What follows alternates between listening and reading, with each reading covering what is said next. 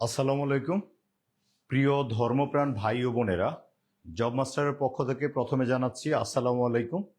অন্য ধর্মের অনুসারীদেরকেও আপনাদেরকে শ্রদ্ধা জানিয়ে শুরু করছি জব মাস্টার নিয়মিত ধারাবাহিক ফ্রি ফাউন্ডেশনমূলক ক্লাসে।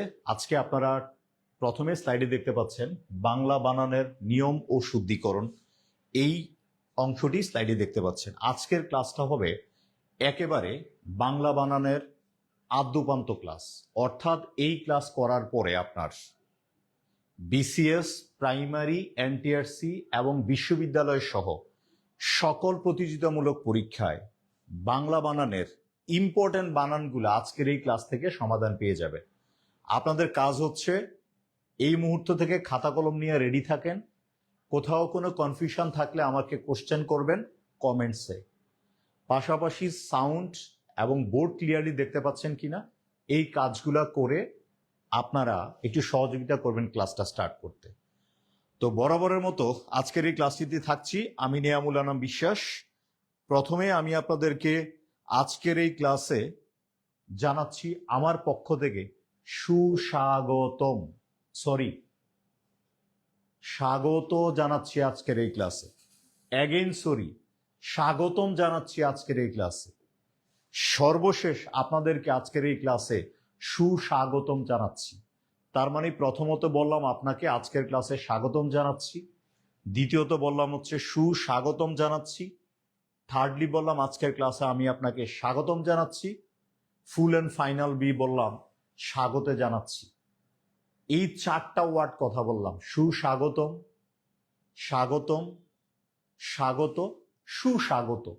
এই চারটা মধ্যে কোন তিনটা ভুল আর কোন তিনটা রং চাইলে আপনার কমেন্টস অংশে জানাতে পারেন। সহজ কথায় যদি বলতে চাই আজকের ক্লাসটা হবে বাংলা বানানের একটা হালাল ক্লাস। হালাল ক্লাস। কথা দিচ্ছি কোনো অপ্রয়োজনীয় তথ্য দিব না, যেগুলো পরীক্ষার জন্য উপযোগী এইগুলাই বলবো। মন চাইলে কমেন্টস করবেন, মন না চাইলে করবেন না, ঠিক আছে? কমেন্টস জব মাস্টারের মুখ্য উদ্দেশ্য না, মুখ্য উদ্দেশ্য হচ্ছে আপনার প্রবলেম সলভ করা। সো আমি 30 সেকেন্ডের মধ্যে ক্লাসে চলে যাচ্ছি। জাস্ট সবকিছু ঠিকঠাক আছে কিনা একটু কমেন্টস করে জানান। আমি চলে গেলাম সরাসরি ক্লাসে। ওকে, খাতা কলম রেডি রাখেন এবং কোনো ধরনের প্রবলেম থাকলে আমাকে কমেন্টস অংশে জানাবেন। আর ওই বিষয়গুলো নিয়ে কথা বলবো, আবারও বলছি, যেগুলো আপনার প্রবলেম আর যেটা আপনি পারেন এগুলো আমি ক্লাসে পড়াবো না। হয়তো আপনি এখন পারতেছেন, এক্সাম হলে গেলে যে কনফিউশনে পড়েন এই কনফিউশনগুলো ক্লিয়ার করার জন্যই জব মাস্টারের নিয়মিত এই ধারাবাহিক কার্যক্রম। আমি মনে হয় যে আপনাকে বুঝাইতে পারছি ব্যাপারটা। তো আমরা চলে যাই আজকের ক্লাসে। প্রথমে দেখতে পাচ্ছেন যেটা দেয়া আছে ওটা নিয়ে আমি কথা বলার আগে আরেকটু কথা বলি। বাংলা বানান নিয়ে এই যে ধরেন বাংলাদেশে একটা আন্দোলন হওয়া উচিত বলে আমি মনে করি। প্রত্যেকবার রমজান মাস আসলে ঈদ বানানটা দীর্ঘিকার হবে না রস্যিকার হবে, এরকম নিয়ে কনফিউশন। বাংলা একাডেমি কর্তৃপক্ষ একরকম বানানের প্রস্তাবনা দেয়, আবার আমরা কোচিং এর টিচাররা একরকম পড়াই, কলেজের টিচাররা আরেক রকম পড়াই। সবচেয়ে প্রবলেম ফেস করে পরীক্ষার্থীরা অর্থাৎ শিক্ষার্থীরা। আমি চাই বাংলাদেশের সর্বসেক্টরে একই রকম বাংলা বানানের নিয়ম যাতে প্রচলন হয়। আমার এই দাবিটাকে আমি আমার এই প্রস্তাবের সাথে যদি আপনারা কেউ একাত্মতা অর্থাৎ একমত পোষণ করে থাকেন তাহলে একটু কমেন্টস অংশে জানান যে বাংলাদেশের অফিস, আদালত এবং শিক্ষা মাধ্যম অর্থাৎ যে সকল মাধ্যমে একই ধরনের বানান প্রচলন হবে এই বিষয়ে কারা কারা একমত আছেন চাইলে কমেন্টস অংশে আমাকে জানাতে পারেন। আমি চাই সর্বসেক্টরে সর্বক্ষেত্রে যাতে একই রকম বাংলা বানানের নিয়ম প্রচলন হয়। এইরকম বাংলা বানান নিয়ে যে প্রবলেমগুলো শুরু হয়েছে এই প্রবলেম থেকে নিরসন পাওয়ার জন্য 1984 সালে সবাই বিশেষজ্ঞ মহল একমত হয়েছিল। সালটা কত? 1984। ঠিক তার 4 বছর পরে 1988 সালে ওই সময় এনসিটিবি মানে ন্যাশনাল কারিকুলাম টেক্সট বুক, তারা একটা কর্ম পরিষদ বা কর্ম শিবির গঠন করে এনসিটিবি কার্যক্রম যাতে একই বাংলা নিয়ম কি করা হয়, চালু করা হয়। পরবর্তীতে ঠিক তার 4 বছর পরে 1992 সালে বাংলা একাডেমি কর্তৃপক্ষ তখন সর্বক্ষেত্রে একই নিয়ম প্রচলন করার জন্য বাংলা একাডেমি প্রমিত বাংলা বানানের নিয়ম তৈরি করেন, এবং এই নিয়মগুলা তৈরি করার পরে এগুলা বিভিন্ন বিশেষজ্ঞ মহলে এগুলা পাঠানো হয়। পরবর্তীতে এই 1992 সালে বাংলা একাডেমি প্রমিত বাংলা বানানের নিয়মটাকে পরবর্তীতে হচ্ছে 1994 সালে দ্বিতীয় সংস্করণ বের করা হয়, পরবর্তীতে তৃতীয় সংস্করণ, এবং সর্বশেষ 2012 সালে মাধ্যমিক স্তরে এবং উচ্চ মাধ্যমিক স্তরে সর্বক্ষেত্রে একই নিয়ম বানানের মানে হচ্ছে প্রচলন অব্যাহত রেখেছে। কত সাল থেকে? 2012 সাল থেকে। এই যে ইনিশিয়ালি তথ্যগুলো আমি দিলাম, যদি আমি ভুল না করি, বিসিএস এ একটা প্রশ্ন এসেছে, আমি একটু দেখে বলছি। 46তম বিসিএস এ একটা প্রশ্ন এসেছে। প্রশ্নটা হচ্ছে এইরকম: বাংলা একাডেমি প্রমিত বাংলা বানানের নিয়ম কত সালে প্রণীত হয়? আবার বলছি কোশ্চেনটা, বাংলা একাডেমি প্রমিত বাংলা বানানের নিয়ম কত সালে প্রণীত হয়? তার মানে ইতোমধ্যে আমার এই আলোচনা থেকে 46তম বিসিএস এ আসা একটা প্রশ্নের উত্তর 1992 থেকে আপনারা আশা করি পেয়েছেন। তো এতটুকু পর্যন্ত অনেকে কমেন্টস করেছেন, সবকিছু ঠিকঠাক আছে। সো আমি এই ঠিকঠাক অংশেই সরাসরি হচ্ছে মূল ক্লাসে চলে গেলাম। আপনারা একটু খাতা কলম নিয়ে যারা ক্লাসটা দেখছেন তাদেরকে প্রত্যেককে ধন্যবাদ জানাচ্ছি। ঠিক আছে?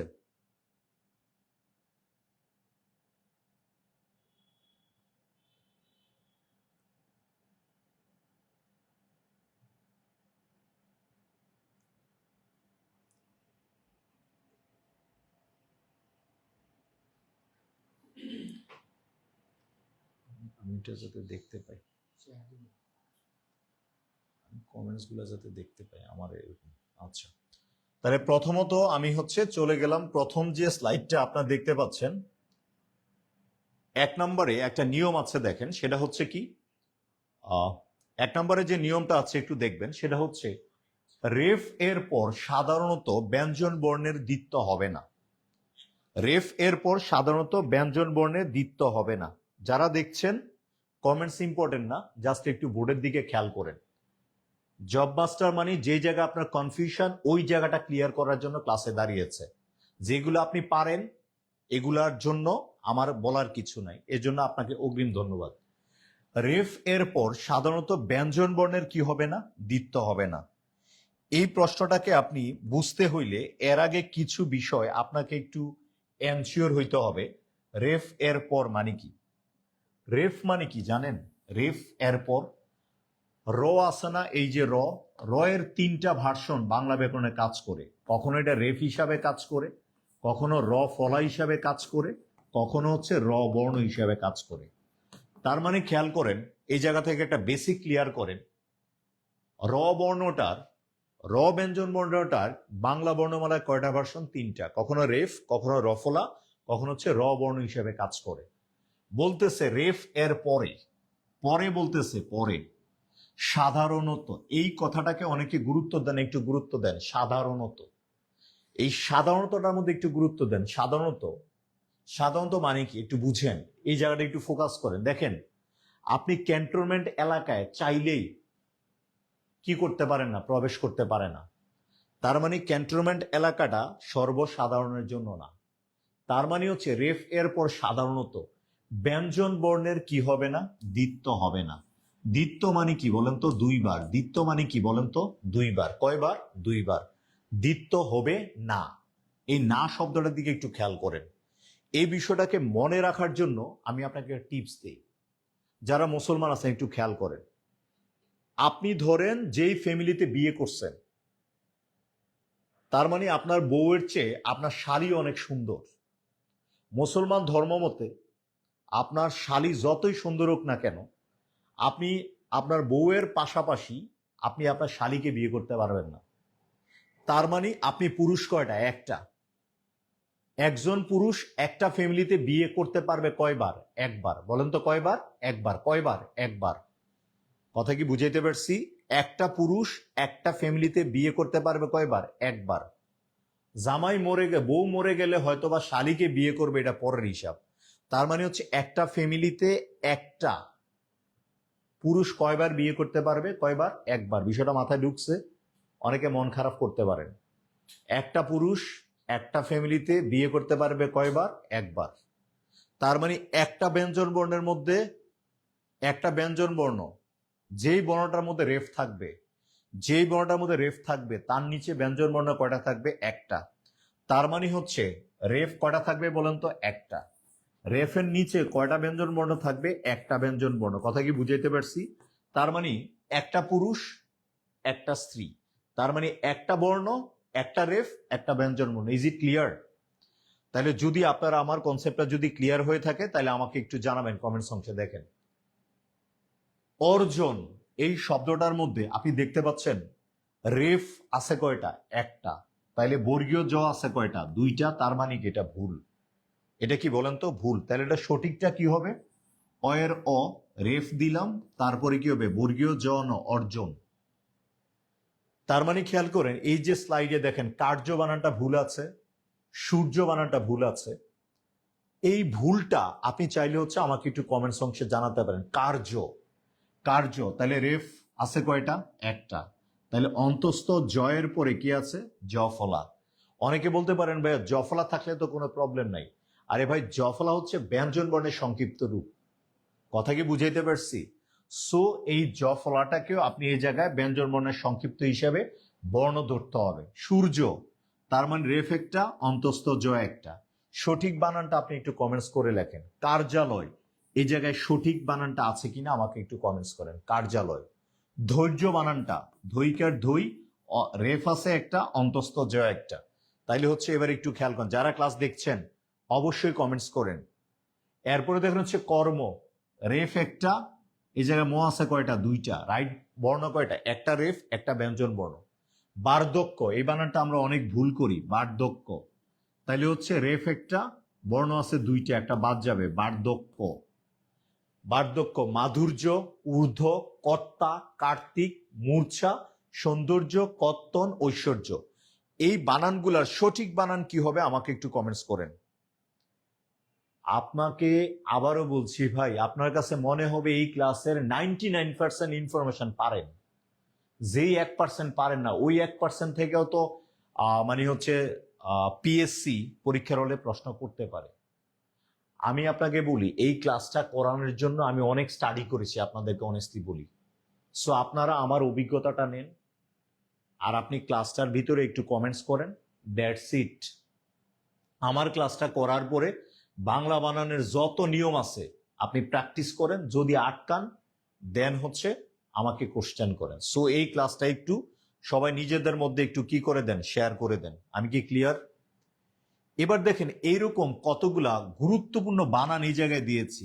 অর্থ, অর্ধ, ঘূর্ণমান, ঘূর্ণায়মান, শর্ত, মার্জনা, জর্দা, অর্চনা, গর্জন, প্রত্যেকটাই রাইট। এই জায়গায় আমি কিছু শুদ্ধ বানান দিয়েছি। কি দিয়েছি? শুদ্ধ বানান দিয়েছি। কি দিয়েছি?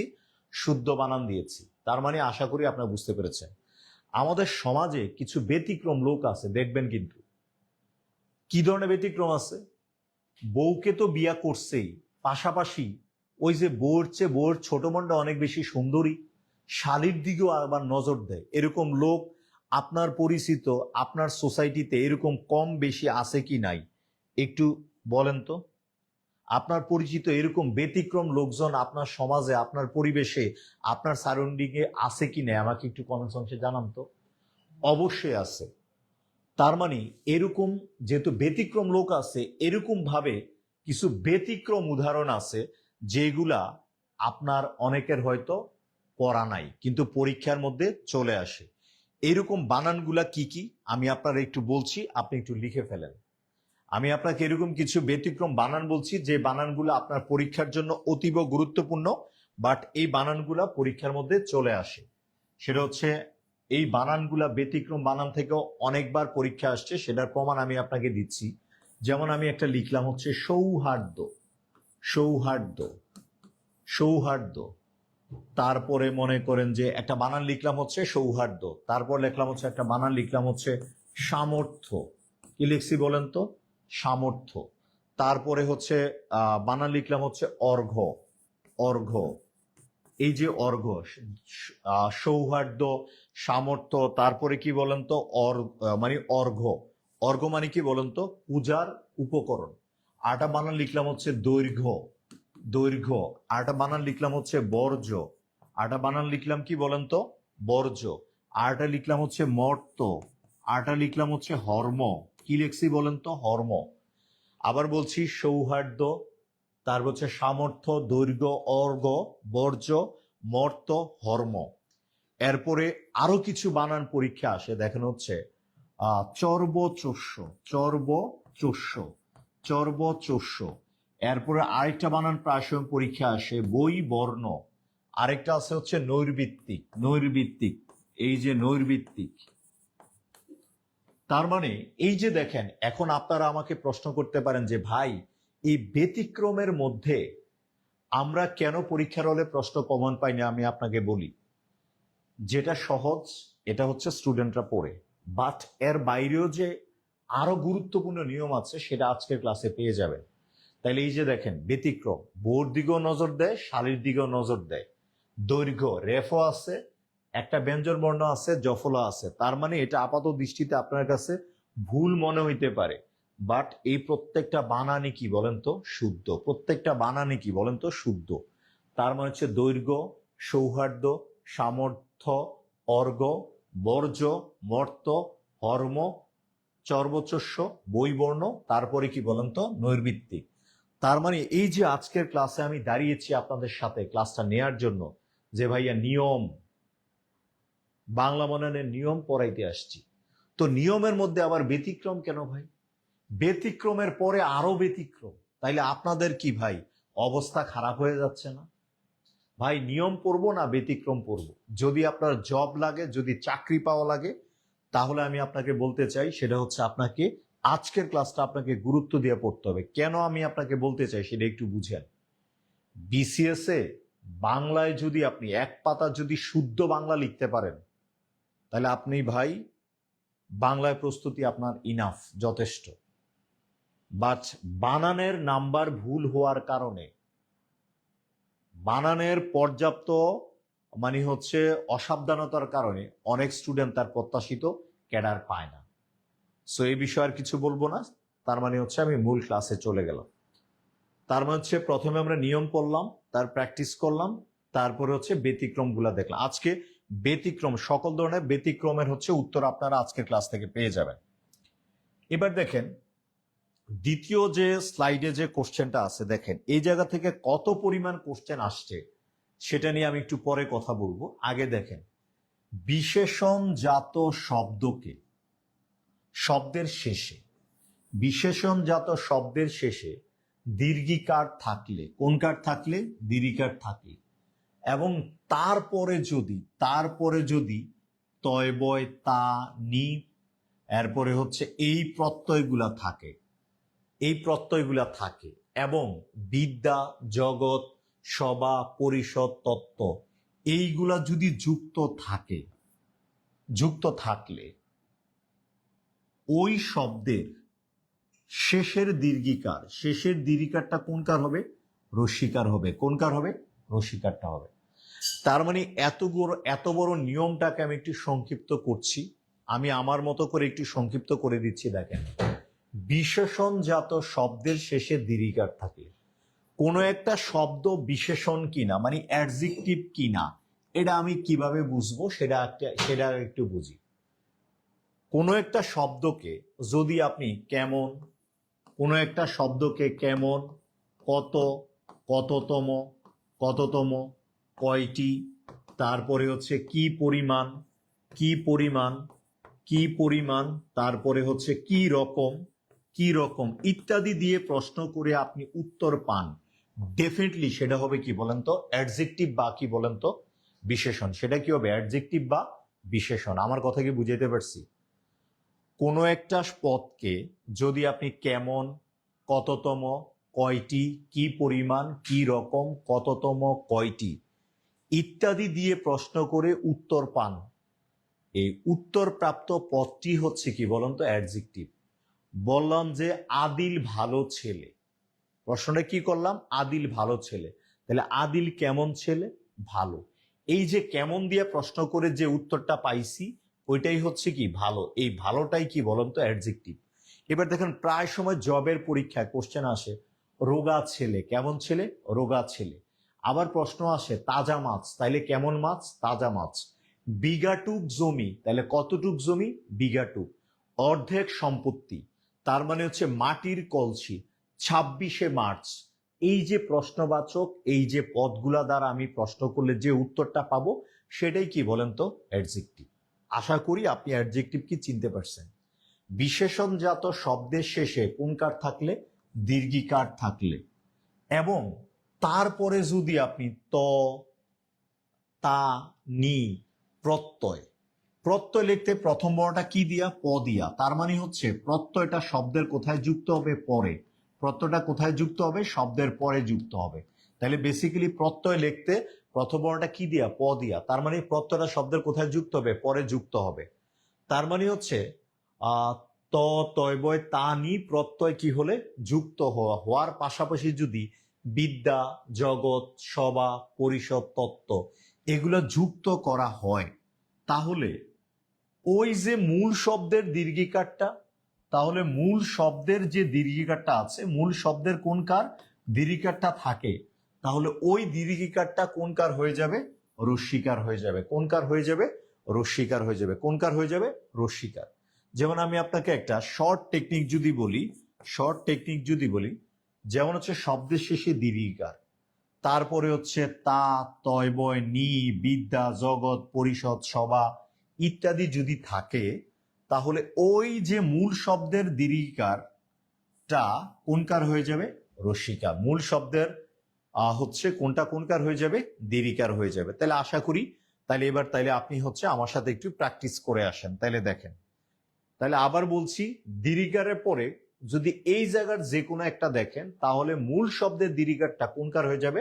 রস্যিকার। আশা করি আপনি বিষয়টা বুঝতে পেরেছেন। তাইলে এবার আমার সাথে এবার একটু প্র্যাকটিস করে আসেন। মূল শব্দের শেষে কোনকার আছে? দীর্ঘিকার আছে কিনা দেখেন। মূল শব্দের শেষে দীর্ঘিকার, দীর্ঘিকার, দীর্ঘিকার, দীর্ঘিকার, তারপরে হচ্ছে দীর্ঘিকার, দীর্ঘিকার, দীর্ঘিকার, দীর্ঘিকার আছে কিনা? আছে। মূল শব্দের দীর্ঘিকার থাকার পরে যদি এই জায়গার ভিতরে যে কোনো একটা প্রত্যয় যোগ করি, এই জায়গার মধ্যে প্রতিযোগী এর সাথে তা যোগ করলাম, তাহলে এই তা যুক্ত করার কারণে আগের যে দীর্ঘিকারটা আছে ওইটা কোনকার হয়ে যাবে? রস্যিকার। যেমন দেখেন প্রতিযোগী, প্রতিযোগী বানানটা যখন আপনি লিখবেন 100% তখন কিন্তু দীর্ঘিকার দিয়ে লিখতে হবে। এরপরে যদি আপনি তা যোগ করেন তাহলে আগের দীর্ঘিকারটা কোনকার হয়ে যাবে? রস্যিকার। প্রতিযোগিতা। কি বলেন তো? প্রতিযোগিতা। কি হয়ে যাচ্ছে বলেন তো? প্রতিযোগিতা। তাইলে এবার হচ্ছে আপনারা আমাকে একটু কমেন্টস অংশে জানাবেন, মনোযোগী শব্দটা লিখতে এভাবে, এর সাথে তা প্রত্যয় যোগ করলে মনোযোগিতা। দূরদর্শী, দূরদর্শিতা। বিলাসী, বিলাসী। ও আচ্ছা, আরেকটা আপনাদের মধ্য থেকে যদি কেউ পারেন আমার এই প্রশ্নটা একটু উত্তর দিবেন, বিলাসী শব্দের অর্থ কি? যদি কারো জানা থাকে তাহলে আপনার পছন্দের দলের একটা জার্সি গিফট করা হবে। আপনার পছন্দের দলের একটা জার্সি গিফট করা হবে। সো আপনি আমাকে একটু কমেন্টস করবেন বিলাসী শব্দের অর্থটা কি। বিলাসী শব্দের অর্থটা কি সেটা আমাকে একটু জানাবেন। বিলাসী শব্দের অর্থটা কি হবে? ঠিক আছে, ওকে। এরপরে দেখেন হচ্ছে বিলাসী, তারপর হচ্ছে বিলাসিতা। সহগামী, সহগামিতা। বানানটা আপনার একটু কমেন্টস অংশে জানাবেন। সহযোগী, সহযোগিতা। পারদর্শী, পারদর্শিতা। প্রতিদ্বন্দ্বী, প্রতিদ্বন্দ্বিতা। উপকারী, উপকারিতা। অনুগামী, অনুগামিতা। সো এই অপশনগুলা আপনারা আমাকে এই বানানগুলো একটু কমেন্টস অংশে আমাকে জানাবেন যদি আপনার জানা থাকে। ঠিক আছে ভাই, যদি আপনার জানা থাকে। এটা গেল একটা পার্ট। এবার তাইলে অন্যান্য প্রত্যয়, অন্যান্য প্রত্যয় দিয়ে আরো কিছু এক্সাম্পল দিয়ে একটু দেখেন। সেটা হচ্ছে দীর্ঘিকার শব্দের পরে যদি আমি বিদ্যা, জগৎ, সভা, পরিষদ এই পার্টগুলার যে কোনো একটা দেখতে পাই তাহলে মূল শব্দের দীর্ঘিকারটা কোনকার হয়ে যাবে? রস্যিকার হয়ে যাবে। কোনকার হয়ে যাবে? রস্যিকার। তাহলে আমি একটা সিম্পল এক্সাম্পল দিই। প্রাণী, যেমন আপনি আর আমি কি প্রাণী, ম্যান ইজ মর্টাল, মানুষ মাত্রই কি বলেন তো ভুল। তার মানে হচ্ছে প্রাণীর সাথে আপনি একটা ওয়ার্ড যোগ করলেন বিদ্যা। যখনই আপনি প্রাণীবিদ্যা কথাটা লিখলেন তখন হচ্ছে এই প্রাণী বানানটা একসাথে হবে। যেমন হচ্ছে মন্ত্রী, মন্ত্রী সভা, যখন হচ্ছে মন্ত্রীর সাথে সভাটা অ্যাড করবেন তখন মন্ত্রী বানানটা রস্যিকার দেওয়া হবে। কোনকার হবে? রস্যিকার দেওয়া হবে। আবার যখন আপনি সিম্পল মন্ত্রীটা লিখবেন তখন আবার কোনকার হবে? দীর্ঘিকার। তার হচ্ছে মন্ত্রী, তার মানে হচ্ছে সিম্পল, দুইটা আমি আপনাকে এক্সাম্পল দিলাম। এখন আপনার কাছে সহজ মনে হবে, পরীক্ষার হলে আপনার সমস্যাটা হয় কি জানেন? আমি টিচার, আমি নিয়ামুল, যেহেতু হচ্ছে বিসিএস এ 2014 সাল থেকে আজকে 26, বিসিএস এ যেহেতু এক যুগের মতো ধরে পড়াচ্ছি, দেখেন বাংলায় তখন হচ্ছে 35টা প্রশ্ন হইতো। আমি নিয়ামুল পার্সোনালি 35টা প্রশ্নের মধ্যে ধরেন 30-32টা কোশ্চেন 5-7 মিনিটের মধ্যে আমি সলভ করে ফেলতে পারতাম, অনেস্টলি স্পিকিং। বাকি 2-3টা কোশ্চেনের জন্য আমার 3-4 ঘন্টা টাইম, মানে হচ্ছে বিভিন্ন বই রেফারেন্স সহ খুঁজে 35টা প্রশ্ন নিয়ে আমি লাইভে দাঁড়াইতাম। অতীত রেকর্ড আপনি চাইলে দেখতে পারেন। কিন্তু যারা বিসিএস ক্যাডার হচ্ছে তারা কিন্তু পরীক্ষার হলে বসে সবগুলা প্রশ্নের উত্তর দিয়ে বের হওয়া লাগতেছে। তার মানে ট্যালেন্ট কিন্তু বেসিক্যালি আপনারা। আমরা যেগুলো নিয়ে এক্সাম পরবর্তী সময় গবেষণা করি ওইগুলো কিন্তু আপনারা পরীক্ষার হলে কি করে আসেন? উত্তর দিয়ে আসেন। আরেকটা কথা বলি, এক সাবজেক্টে পণ্ডিত হইলে কেউ হয় ধরেন হচ্ছে টিচার, আর সব সাবজেক্টে পণ্ডিত হইলে হয় রয়্যাল ক্যাডার। আপনারা আমার কথাটা যদি কারো ভাল লাগে তাইলে হচ্ছে আপনারা বুঝতেছেন। একজন বলতেছে হচ্ছে বিলাসী অর্থ হচ্ছে আরাম আয়েশ। আসলে এই কথাটা ঠিক না। বিলাসী মানে একটা বাসের নাম না। বিলাসী মানে হচ্ছে যে বিলাসবহুল জীবন যাপন করে তা না। শরৎচন্দ্র চট্টোপাধ্যায়ের একটা ছোট গল্পের নাম হচ্ছে বিলাসী। এই বিলাসী গল্পটা যদি কারো পাঠ্যসূচিতে থেকে থাকে তাইলে হচ্ছে ওই গল্পের নায়িকা বিলাসী কি লাক্সারিয়াস লাইফ লিড করেছিল? না, আসলে না। লেখক বা কবি সাহিত্যিক যা কিছু করেন তার অভিজ্ঞতা থেকে করেন এবং একটা রিলেটেড অর্থ প্রদান করে থাকেন। বিলাসী শব্দের অর্থ হচ্ছে, যারা পড়ে থাকবেন বিলাসী গল্পটা, ছোট গল্পটা, নায়ক হচ্ছে মৃত্যুঞ্জয়, সে হচ্ছে কায়স্থ বংশের ছেলে, এখন হচ্ছে সাপুরী কন্যা বিলাসীকে ভালোবেসে বিয়ে করেন। এতে হচ্ছে সমাজে বর্ণ প্রথা নিয়ে একটা অসঙ্গতি দেখা যায়। এই গল্পের শেষ পর্যন্ত বিলাসীকে আমরা জানি হচ্ছে একজন সাপুরী কন্যা। তো বিলাসী শব্দের অর্থ হচ্ছে যে নারী, মানে যে মহিলা তার স্বামীকে নিজের প্রাণ অপেক্ষা অধিকতর ভালোবাসেন তাকে কি বলা হয়? বিলাসী। তার মানে যে বিলাসবহুল জীবন যাপন করে তাকে বিলাসী বলে না। আপনি বিলাসী অর্থ দেখেন, বিলাসী শব্দের অর্থ হচ্ছে যে নারী তার স্বামীকে নিজের প্রাণ অপেক্ষা অধিকতর ভালোবাসেন। তার মানে শরৎচন্দ্রের এই বিলাসী নামটা এমনি এমনি দেয় নাই ভাই। তাহলে এরকম বিলাসী আপনার কাছে চলে আসবে যদি আপনার অবস্থানটা, ফাইন্যান্সিয়াল কন্ডিশনটা যদি স্ট্রং হয়। যে যে হচ্ছে ছেড়ে গেছিল সেও চলে আসবে। সো আমি আপনাদেরকে ছোট্ট একটা গল্প বলি, মানে আমি ইউনিভার্সিটির নাম মেনশন করে বলছি। বাংলাদেশের ইসলামিক ইউনিভার্সিটি যেটা কুষ্টিয়াতে আছে, শেখপাড়া যেটা আমি বলি, ওই ইসলামিক ইউনিভার্সিটির এক স্টুডেন্ট আমাকে গল্পটা বলেছে। একটা স্টুডেন্ট, ইসলামিক ইউনিভার্সিটির একটা স্টুডেন্ট, তার ডিপার্টমেন্টের একটা সুন্দরী মেয়েকে ফার্স্ট ইয়ারে থাকতে প্রপোজাল দেয়। তো যে ছেলেটা অফার দিয়েছিল তার প্রপোজালটা ওই মেয়েটা রিজেক্ট করে দেয়। এট দ্য 11th আওয়ারে ছেলেটা first year, second year, third year seriously পড়াশোনা করে গিয়েছে। এট এ টাইমে ওই মেয়েটা পড়াশোনাও করেছে এবং হচ্ছে কি করেছে, অনেকের সাথে, কয়েকজনের সাথে রিলেশনও ছিল মেয়েটা। এট দ্য 11th আওয়ারে যখন ওই ছেলেটা অ্যাডমিন ক্যাডার হইল, বিসিএস প্রশাসনে হচ্ছে মানে চূড়ান্ত সুপারিশ মনোনীত হইল, আপনারা জানেন যে ক্যাডার হয়ে যাওয়ার পরে জয়েন করতে করতে কিন্তু একটা সময় থাকে, একটা ভালো একটা সময় তাদের কি করা লাগে, অপেক্ষা করা লাগে। যখন ছেলেটা অ্যাডমিন ক্যাডার হয়ে গেছে, অ্যাডমিন ক্যাডারের যেদিন রেজাল্টটা সুপারিশপ্রাপ্ত হইল, ওই দিন ওই মেয়েটা আবার ওই ছেলেটাকে কি করেছে, নক দিয়েছে।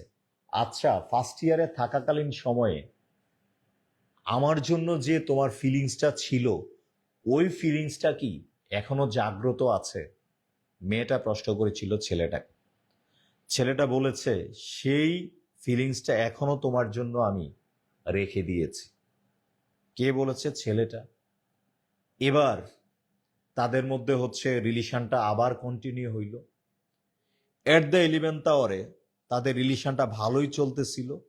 যখন এবার ছেলেটা চূড়ান্তভাবে নিয়োগপ্রাপ্ত হয়ে গেল, চাকরিতে জয়েন করলো, চাকরিতে জয়েন করার মানে প্রাথমিক বা প্রথম কয়েকদিনের মধ্যেই ছেলেটা মেয়েটাকে বলল যে তোমার জন্য যে ফিলিংসটা না আমার ছিল, এই ফিলিংসটা আর আগের মতো কাজ করছে না।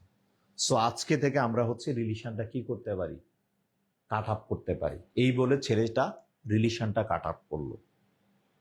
তো এটা আমি চিরপরিচিত একটা কমন গল্প, এটা আমি শুনেছি, তাই আপনাদের সাথে একটু শেয়ার করলাম। সো আপনারা আশা করি আমার কথাগুলো একটু মনোযোগ দিয়ে বুঝতে পারছেন। সো ক্লাসটা একটু শেয়ার করে দেন বিভিন্ন গ্রুপে, যাতে হচ্ছে আপনাদের সবার কি হয়, উপকার হয়, সেটা হচ্ছে একটু দেখেন। এবার তাইলে আমি আপনাকে যেই জায়গাটা নিয়ে কথা বলতে চাচ্ছি এর পরবর্তী স্লাইডটা দেখেন। একাকী বানানটা হচ্ছে, একাকী শব্দটা হচ্ছে এইভাবে, এর সাথে তয়বয় যোগ করলে কি হবে কমেন্টস করেন। মন্ত্রিত্ব, দায়িত্ব, স্থায়িত্ব, কৃতি, এবার হচ্ছে প্রাণী, অধিকারী, পক্ষপাতী, এই যে জায়গাগুলো আছে, আশা করি এই জায়গাগুলো আপনি একটু কমেন্টস অংশে জানাবেন। যেমন আমি আপনাকে সবচেয়ে বেশি একটা জোর দিতে বলবো কৃতি বানানটার মধ্যে। কৃতি বানানটা 100% দীর্ঘিকার। এর সাথে যদি আপনি তয়বয় যোগ করেন তখন কৃতিত্ব বানানটা হচ্ছে এইভাবে হয়ে যাবে। কৃতিত্ব বানানটা 100% এইভাবে হয়ে যাবে। কৃতিত্ব, কৃতিত্ব বানানটা হচ্ছে 100% এইভাবে হয়ে যাবে। একজন বলেছেন সেম অবস্থা আপু। ঠিক আছে, আপু না ভাই, আমি হচ্ছে ভাইয়া। আল্লাহ রে আল্লাহ। ঠিক আছে ভাইয়া। তার মানে খেয়াল করেন এই যে বানানটা আছে, এই বানানটা মনে হয় যে আপনি মনে হয় যে বুঝতে পেরেছেন, আমি মনে হয় আপনাকে বুঝাইতে পেরেছি। এখন দেখেন এই জায়গা থেকে আমি আপনাকে তিনটা বানানের কথা একটু বলবো।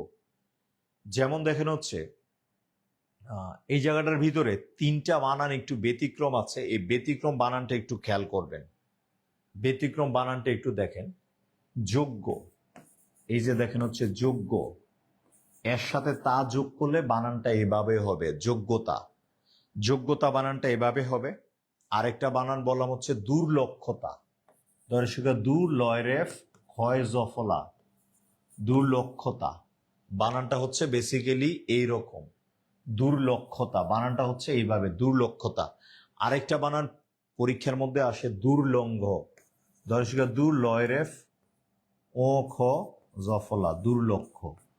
তার মানে হচ্ছে এই নিয়মেরও কি আছে, কিছু ব্যতিক্রম আছে। আশা করি ব্যতিক্রমটা আপনি হচ্ছে ভালো করে বুঝতে পেরেছেন। ঠিক আছে, ব্যতিক্রমগুলোর দিকে একটু সিনসিয়ারলি মনোযোগ দিবেন, তাইলে হচ্ছে ক্লাসটা আপনাদের হচ্ছে উপকার হবে। তার মানে ক্লাসের A to Z আপনি বুঝবেন। ঠিক আছে, ওকে। এবার দেখেন যে বানানটার মধ্যে এই মুহূর্তে আমি যাচ্ছি। আচ্ছা,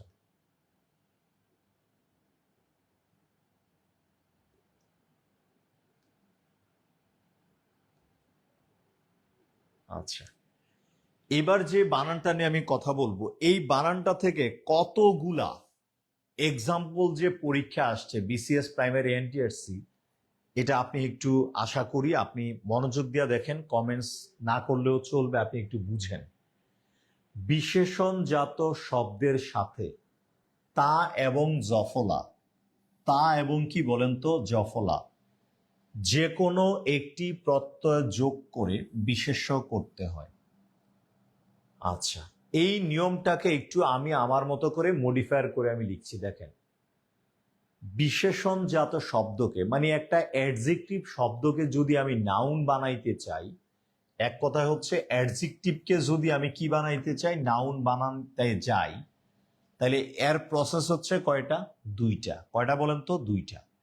একটা প্রসেস হচ্ছে তা অবলিক জফলা, এদের যে কোনো একটি প্রত্যয় যোগ করে বিশেষ্য করতে হবে। এটা হচ্ছে এক নম্বর কথা।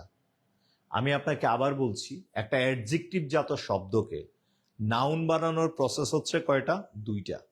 একটা হচ্ছে তা প্রত্যয় যোগ করে এবং কি বলেন তো জফলা প্রত্যয় যোগ করে। ধরলাম ধরলাম হচ্ছে এই তা হচ্ছে ধরেন বড় বোন, তা হচ্ছে কোন বোন? বড় বোন। বফলাটা হচ্ছে কোন বোন? ছোট বোন। আপনি একটা ফ্যামিলির বড় বোন বা ছোট বোন যে কোনো কাউকে বিয়ে করতে পারেন বিয়ে করার আগে। ভালো কথা। এবার বলতেছে, এবার হচ্ছে ওই ফ্যামিলির কন্ডিশন হচ্ছে দুইটা বোনকে একসাথে বিয়ে করা যাবে না। অর্থাৎ তা এবং জফলা এই দুইটা প্রত্যয়কে একসাথে কি করা যাবে না? যুক্ত করা যাবে না। দুইটাকে একসাথে ব্যবহার করা যাবে না। যদি আপনি কি করেন তাহলে অপপ্রয়োগ ঘটবে। এবার বলতেছে, বলে রাখা ভালো, জফলা যুক্ত করলে, যদি আপনি জফলা যুক্ত করেন তাহলে আদি স্বর কি পাবে? বৃদ্ধি পাবে। তাহলে জফলা যুক্ত করলে আদি স্বর কি করবে? বৃদ্ধি পাবে। আদি মানে কি? আগে। স্বর মানে কি? স্বরবর্ণ। আদি স্বর কি করবে? বৃদ্ধি পাবে। কি বৃদ্ধি পাবে? আদি স্বরটা কি করবে? বৃদ্ধি পাবে। তাহলে এই নিয়মটাকে আমি একটু মেমোরাইজ করতেছি, একটু দেখেন, সেটা হচ্ছে একটু খেয়াল করেন। আবার বলছি, অ্যাডজেক্টিভ শব্দকে নাউন বানানোর প্রসেস কয়টা? দুইটা। একটা হচ্ছে তা প্রত্যয়, আরেকটা কি বলেন তো? জফলা। ভালো কথা। এবার বলতেছে দুইটা বোনকে একসাথে বিয়ে করা যাবে না, অর্থাৎ এই দুইটা প্রত্যয় একসাথে প্রয়োগ করা যাবে না। এবার বলতেছে তা প্রত্যয় যোগ করলে আদি স্বর বৃদ্ধি পাবে না। আদি স্বর কি পাবে না? বৃদ্ধি পাবে না। এবার বলতেছে জফলা যুক্ত করলে আদিস্বর কি পাবে? বৃদ্ধি পাবে। আদিস্বর কি পাবে? বৃদ্ধি পাবে। এবার তাইলে আমি আপনাকে দেখেন, এবার হচ্ছে এবার একটু আদিস্বর। আদি মানে কি? আগের। আগের স্বর কি পাবে? বৃদ্ধি। এই জায়গায় আমি চলে যাচ্ছি প্রত্যয়ের গুণ বৃদ্ধির মধ্যে চলে যাচ্ছি। প্রত্যয়ের কোথায় চলে যাচ্ছি? গুণ বৃদ্ধির মধ্যে চলে যাচ্ছি। সো আমি আপনাকে যেটা বলতে চাই, একটু খাতা কলম নিবেন। সবাই সবাই একটু খাতা কলম নিবেন। আমি একটা সেন্সিটিভ জায়গা পড়াচ্ছি, যে জায়গাগুলো থেকে আপনার বিসিএস রিটেন, ভাইবা এবং কত প্রশ্ন আসে আজকের এই ক্লাস থেকে। দেখেন, আদিস্বর বৃদ্ধির নিয়মটা হচ্ছে, এক নম্বর নিয়মটা, শব্দের শেষে যদি অ থাকে তাহলে অটা কি হয়ে যাবে? আ হয়ে যাবে। কি হয়ে যাবে? আ হয়ে যাবে। অটা কি হয়ে যাবে বলেন তো? আ হয়ে যাবে। তাহলে আমি একটা এক্সাম্পল লিখি। দেখেন, একটা শব্দ লিখলাম অলস। কি লিখছি বলুন তো? অলস। যেমন আমরা জানি বাংলা ব্যঞ্জন বর্ণ কয়টা? 39টা। 39টা ব্যঞ্জন বর্ণের মধ্যে 36টা ব্যঞ্জন বর্ণের সাথে কি আছে? অ আছে। 36টা ব্যঞ্জন বর্ণের সাথে কি আছে? অ আছে। তাহলে নাই কয়টার সাথে? তিনটা। ওই তিনটার নাম কি? অনুস্বার, বিসর্গ, চন্দ্রবিন্দু। সবাই উচ্চারণ করেন তো। অ অ ল স। শব্দটা হচ্ছে অলস। এই জায়গায় শয়ের নিচে একটা কি আছে? ও আছে। এই অটা কি আপনারা দেখতে পান? পান না, বাট আপনারা কি করেন? উচ্চারণ করেন। অটাকে শয়ের নিচে যেমন উচ্চারণ করেন তো স, ক, প, ব, ম। তার মানে অনুস্বার, বিসর্গ, চন্দ্রবিন্দু ছাড়া বাকি প্রত্যেকটা নিচে কি আছে? ও আছে। অটা দেখতে পাই না বিদায় অকে বলা হয় নীলিন বা কোন বর্ণ? বিলীন বর্ণ বা অদৃশ্যমান স্বরধ্বনি। এই যার মধ্যে শয়ের নিচে কি আছে? অ। তার মানে এই অটা কি হয়ে যাবে? আ হয়ে যাবে। কখন? কখন? এই অলস, যেমন বললাম আদিল একটা অলস ছেলে। তাহলে আদিল কেমন? অলস। কেমন দ্বারা প্রশ্ন করলে আমরা কি পাচ্ছি? অ্যাডজেক্টিভ। আর অ্যাডজেক্টিভ জাত শব্দটাকে নাউন বানানোর প্রসেস কয়টা? দুইটা। তাহলে এবার দেখেন প্রসেসটা কি? তা এবং কি প্রত্যয় যোগ করলে তা এবং কি? জফলা। অলসের সাথে, অলসটা কি বেসিক্যালি আগেই বলছি, অলসটা কি? অ্যাডজেক্টিভ। এর সাথে তা প্রত্যয় যোগ করলে শব্দটা কি হবে? অলসতা কি হচ্ছে বলেন তো? অলসতা। অলসতাটা কি বলেন তো? নাউন। অলসতাটা কি বলেন তো? নাউন। এবার দেখেন অলসের সাথে জফলা যোগ করলাম, আবার দেখেন অলস এই শব্দটার সাথে আমি জফলা যোগ করলাম। এবার আমার ব্যাকরণবিদরা বলে দিয়েছে যদি আপনি জফলা যুক্ত করেন তাইলে আগের যে অটা আছে না, আদি মানে কি আগের, আগের অটা কি হয়ে যাবে? আ। আগের অটা কি হয়ে যাচ্ছে দেখেন তো? আগের অটা কি হয়ে যাচ্ছে দেখেন, এই যে আগের অটা, এই যে আগের অটা, এই আগের অটা কি হয়ে যাবে? আ। জফলা যোগ করলে আদিস্বর বৃদ্ধি পেয়ে কি হয়ে যাবে? অটা কি হয়ে যাবে? আ। তার মানে শব্দটা কি হচ্ছে? আলস্য। এই আলস্যটা কি বলুন তো? নাউন। অনেকে আবার এক্সাম হলে অপশন দেখে এটা তো হচ্ছে জফলা যোগ করে আমি কি বানাইছি? আদিস্বর বৃদ্ধি করে অ থেকে কি বানাইছি? আ। এটার সাথে আবার অনেকে লেখেন হচ্ছে আলস্যতা। তার মানে এটা যদি আপনার বউ হয় এটা কি হচ্ছে? আবার শালী। একসাথে তো দুইটা এক সংসারে রাখতে পারবেন না। তার মানে হচ্ছে আলস্যতা না, বানানটা হচ্ছে ভুল। কেন ভুল হইছে? আপনি একসাথে হচ্ছে দুইটা প্রত্যয়ের ব্যবহার করছেন, তাও করছেন জফলাও করছে, এটা হচ্ছে অপপ্রয়োগ, এটা হচ্ছে ভুল। আশা করি আপনারা বুঝতে পারছেন। যেমন দেখেন এই বানানটা কতবার পরীক্ষা আসছে দেখেন, দরিদ্র। অনেস্টলি স্পিকিং দরিদ্র, যেমন হচ্ছে লোকটা হচ্ছে কেমন? দরিদ্র। এই শব্দটা এটা হচ্ছে কি? অ্যাডজেক্টিভ। এটাকে নাউন বানানোর প্রসেস কয়টা? দুইটা। একটা হচ্ছে তা, আর একটা কি বলেন তো? জফলতা। তাহলে শব্দটা কি হচ্ছে? তা প্রত্যয় যোগ করলে দরিদ্র, এটাকে অ্যাডজেক্টিভ বানানোর, নাউন বানানোর প্রসেস কি? নাউন বানানোর প্রসেস হচ্ছে তা যোগ করলে শব্দটা কি হচ্ছে? দরিদ্রতা, এটা কি? নাউন। এবার জফলা যুক্ত করেন, জফলা যোগ করলে মূল শব্দটা কি দেয়া আছে? দরিদ্র। এটা লাস্টে জফলা যোগ করছি, জফলা যোগ করলে আগের অটা কি হয়ে যাচ্ছে? আ। দয়ের নিচে উচ্চারণ করেন তো সবাই, দ দ, এটা নিচে কি আছে? অ। তাহলে এটা কি হয়ে যাচ্ছে? আকার। অটা কি হয়ে যাচ্ছে? আ। দারিদ্র। দারিদ্রটা কি বলেন তো? 100% নাউন। এটার সাথে অনেকে মনের অজান্তে আবার বলেন হচ্ছে কি? দারিদ্রতা। তার মানে বৌশালীর একসাথে প্রয়োগ ঘটাইলেন, তার মানে কি বলেন তো? এটা অপপ্রয়োগ। এটা কি বলেন তো? একটা অপপ্রয়োগ। আমি কি বুঝাইতে পারছি? এরকম মনের অজান্তে অনেক অনেক অনেক বানান আপনারা কি করেন? ভুল করেন। সো এটা কতবার আসছে পরীক্ষায়, এটার বিচার বিশ্লেষণের দায়িত্ব আমি আপনার হাতে ছেড়ে দিলাম। এবার দেখেন আদিস্বর বৃদ্ধির 4টা নিয়ম আছে বেসিক্যালি। এবার 2 নাম্বার নিয়মটা আপনার সাথে আমি একটু শেয়ার করছি। দেখেন আদিস্বর বৃদ্ধির 2 নাম্বার নিয়মটা একটু দেখেন। রশ্মি বা দীর্ঘি যদি থাকে, এই রশ্মি বা দীর্ঘিটা কি হবে? রস্যু অথবা কোনকার হবে? দীর্ঘ হবে। রস্যু বা কোনকার হবে বলেন তো? সরি, রশ্মি বা দীর্ঘিকারটা এ অথবা ওই হবে। সরি, রশ্মি বা দীর্ঘিকারটা কি হয়ে যাবে? এ অথবা ওই হবে। তাহলে আমি একটা এক্সাম্পল দেই আপনার বুঝার সুবিধার্থে। আপনি একটু দেখেন, একটা শব্দের মধ্যে লেখলাম হচ্ছে বিচিত্র। কি লিখলাম বলেন তো? বিচিত্র। এক্সাম্পলটা কি লিখছি? ধরেন বিচিত্র। বইটা কেমন? বিচিত্র। বিচিত্র, এটা কেমন বলেন তো? বিচিত্র।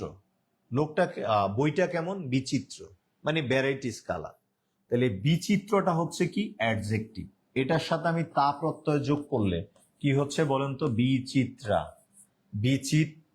বিচিত্র, তারপরে কি বলেন তো? বিচিত্রা। তার মানে কি অ্যাডজেক্টিভ জাত শব্দটাকে আমি কি বানাইলাম? নাউন বানাইলাম, বিচিত্র। তাহলে এই যে দেখেন এই রশ্মিকারটা, সরি, এই রশ্মিকারটা একার অথবা কোনকার হয়ে যাবে? ওইকার। দেখেন এই শব্দটার শুরুতে কোনকার আছে? রশ্মিকার আছে। এই রশ্মিকারটা কোনকার হয়ে যাবে? ওইকার। তাহলে শব্দটা কি হয়েছে? বৈচিত্রতা। কোনকার হয়ে যাবে? ওইকার। ওইকার, বেসিক্যালি এটা কোনকার হয়ে যাবে? ওইকার। কোনকার হবে বলেন তো? ওইকার হয়ে যাবে। কোনকার হবে? ওইকার। তার মানে হচ্ছে এই জায়গা দেখেন বিচিত্র শব্দটাকে আমি কি বানাইলাম? বৈচিত্র্য। ঠিক আছে, এই বিচিত্রতাটা যে আমি লিখলাম এটা কি ভুল না রং দিলাম একটু খেয়াল করে। বিচিত্র, এটার সাথে নাউন বানাই আমি কি বানাইলাম? বিচিত্রতা। এটা হচ্ছে নাউন। যখনই আমি বিচিত্র শব্দটার পরে, বিচিত্র শব্দটার পরে আবার জফলা যোগ করলাম, জফলা যোগ করলে শব্দটা কি আছে? মূল শব্দটা বিচিত্র। জফলা যোগ করলে আদিস্বরটা, এই যে আগের রশ্মি বা দীর্ঘিকারটা চেঞ্জ হয়ে কোনকার হবে? একার অথবা কোনকার হবে? ওইকার। তাহলে শব্দটা কি হয়ে যাবে? জফলা যোগ করার কারণে আগের যে রস্যিকারটা এটা কোন কার যে ঐকার, তার মানে কি বৈচিত্র্য। বৈচিত্র্যটা কি হচ্ছে নাউন। এর সাথে যদি আপনি আবার তা প্রত্যয় যোগ করেন তাহলে এটা 100% কি হয়ে যাবে বলেন তো, বউ হইল শালীও একসাথে হবে না। তার মানে তা প্রত্যয় যোগ করলে আদিস্বর বৃদ্ধি পাবে না, আবার জফলা প্রত্যয় যোগ করলে কি হবে, আদিস্বর বৃদ্ধি পাবে। আমি মনে হয় যে আপনাকে ব্যাপারটা ক্লিয়ারলি আমি আপনাকে বুঝাইতে পারছি। এবার দেখেন হচ্ছে 3 নাম্বার যে নিয়মটা আমি আপনাকে আদিস্বর বৃদ্ধির মধ্যে বলবো, এটা একটু দেখেন। 3 নাম্বার যে হচ্ছে নিয়মটা আমি দেখি, কোন একটা শব্দের মধ্যে যদি আপনি রস্যু বা দীর্ঘ দেখেন, এটাকে যদি আপনি ও অথবা ও তে রূপান্তর করেন তাহলে এটা কি হয়ে যাবে বলেন তো, অপপ্রয়োগ হয়ে যাবে। যেমন আমি আপনাকে একটা এক্সাম্পল লিখছি, আমি আপনাকে একটা এক্সাম্পল দেই, সেটা হচ্ছে একটু দেখেন। যেমন একটা শব্দ লিখলাম সুজন। সুজন এই শব্দটা, লোকটা কেমন, সুজন মানে বন্ধু, তার মানে কি এটা একটা অ্যাডজেক্টিভ। তার মানে একটাকে আমি নাউন বানাইতে পারি কয়টা প্রসেসে, দুইটা। একটা হচ্ছে তা, আরেকটা কি বলেন তো জফলা। একটা হচ্ছে তা, আরেকটা কি বলেন তো জফলা। সুজন, সুজন এর সাথে তা যোগ করলে কি হবে, সুজনতা। তার মানে এই অ্যাডজেক্টিভটা তা প্রত্যয় যোগ করার কারণে এটা কি হয়েছে, নাউন হয়ে গেছে। কি হয়েছে বলেন তো, নাউন। কি হয়েছে, নাউন। এবার দেখেন হচ্ছে আবার শব্দটা কি সুজন, এটা লাস্টে আমি কি যোগ করলাম, জফলা। জফলা যোগ করলে আগের আদি স্বরটা, এই যে রস্যুকারটা, এটা কোন কার হয়ে যাবে, ঔকার। কোন কার হয়ে যাবে, ঔকার। জফলা যোগ করার কারণে আগের রস্যুকারটা কোন কার হয়ে যাবে, ঔকার। তার মানে শব্দটা কি হচ্ছে, সৌজন্য। কি বলেন তো, সৌজন্য। আমাদের ফ্যামিলি বা সোসাইটিতে এরকম বলে, বাসায় একটা গেস্ট আসছে, এই দেখা মাত্র সালাম দিলা না, নমস্কার জানাইলা না, তার মানে কি সাধারণ সৌজন্যতা বোধই নাই। প্রায় পরীক্ষায় প্রশ্ন আসছে সৌজন্যতা, বানানটা হচ্ছে ভুল। কিসের কারণে ভুল, অপপ্রয়োগ হয়েছে। কিসের অপপ্রয়োগ, তার মানে কি প্রত্যয় জনিত কি বলতো অপপ্রয়োগ। প্রত্যয় জনিত কি বলেন তো অপপ্রয়োগ। আমি আপনাদের একটা কথা বলি ভাই, আপনি আমাকে কমেন্টস করলেন, শেয়ার করলেন, এটা ইম্পর্টেন্ট না। জব মাস্টার ওই জায়গাটা নিয়ে কাজ করে যেই জায়গাটা নিয়ে স্টুডেন্টরা কনফিউশন, যেই জায়গাটা থেকে পরীক্ষা আসে। আর একটা কথা বলি দেখেন, যে কোনো ধরেন আপনার মন্ত্রণালয়ের একটা পরীক্ষায় 80টা এমসিকিউ থাকে, 80টার মধ্যে অন এন এভারেজ 60 মার্কস সবাই পায়, 60 65 সবাই পায়। এটা আপনার বেসিক থেকে পান, আপনার প্রিভিয়াস পড়াশোনা থেকে পান। আমরা জব মাস্টার কাজ করছি আপনি যাতে এই 60 নাম্বারটাকে 70+ নিয়ে যাইতে পারি, আমরা এই জায়গাটা নিয়ে কাজ করছি। আমাদের দুইটা প্ল্যাটফর্ম, একটা হচ্ছে ধরেন 0 to হচ্ছে 60, আরেকটা কাজ হচ্ছে 60 থেকে 70 নিয়ে যাওয়াটাই হচ্ছে কাজ। আমি মনে হয় বুঝাইতে পারছি আপনাদের। সো আজকের ক্লাসটা হচ্ছে একেবারে 0 থেকে আপার পর্যন্ত, একেবারে হচ্ছে 0 থেকে কি পর্যন্ত, আপার পর্যন্ত। আমি কি ক্লিয়ার?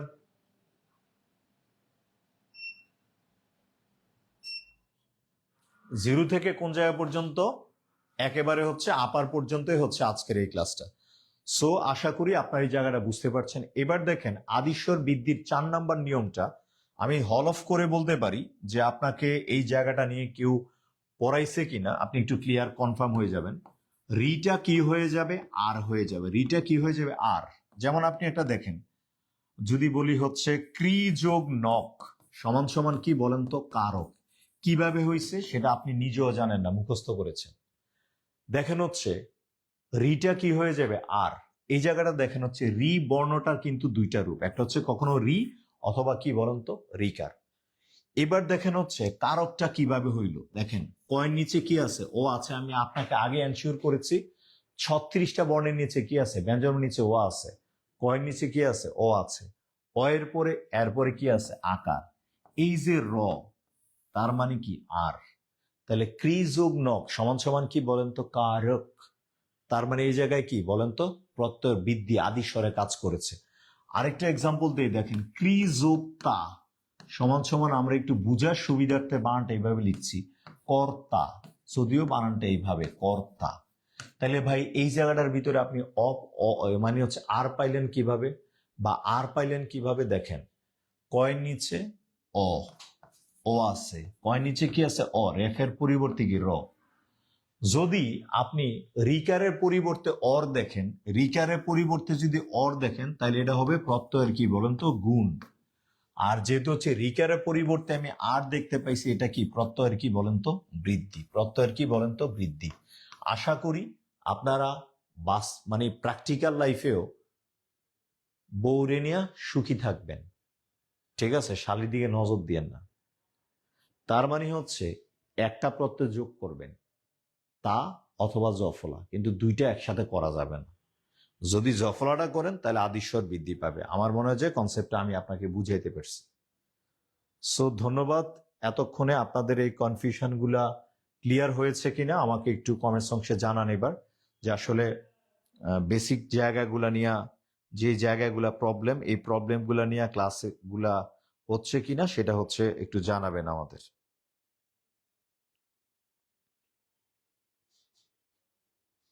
ঠিক আছে, ওকে। দেলোয়ার স্যার দেখছেন? আচ্ছা, সেলুট দেলোয়ার স্যার। ইনশাল্লাহ দেলোয়ার স্যার দেখছেন। আচ্ছা, অনেকে ক্লাসটা দেখছেন। প্রবলেমগুলা সলভ হচ্ছে কিনা সেটা হচ্ছে আমাকে একটু জানাবেন, প্রবলেমগুলা সলভ হচ্ছে কিনা। ঠিক আছে, ওকে।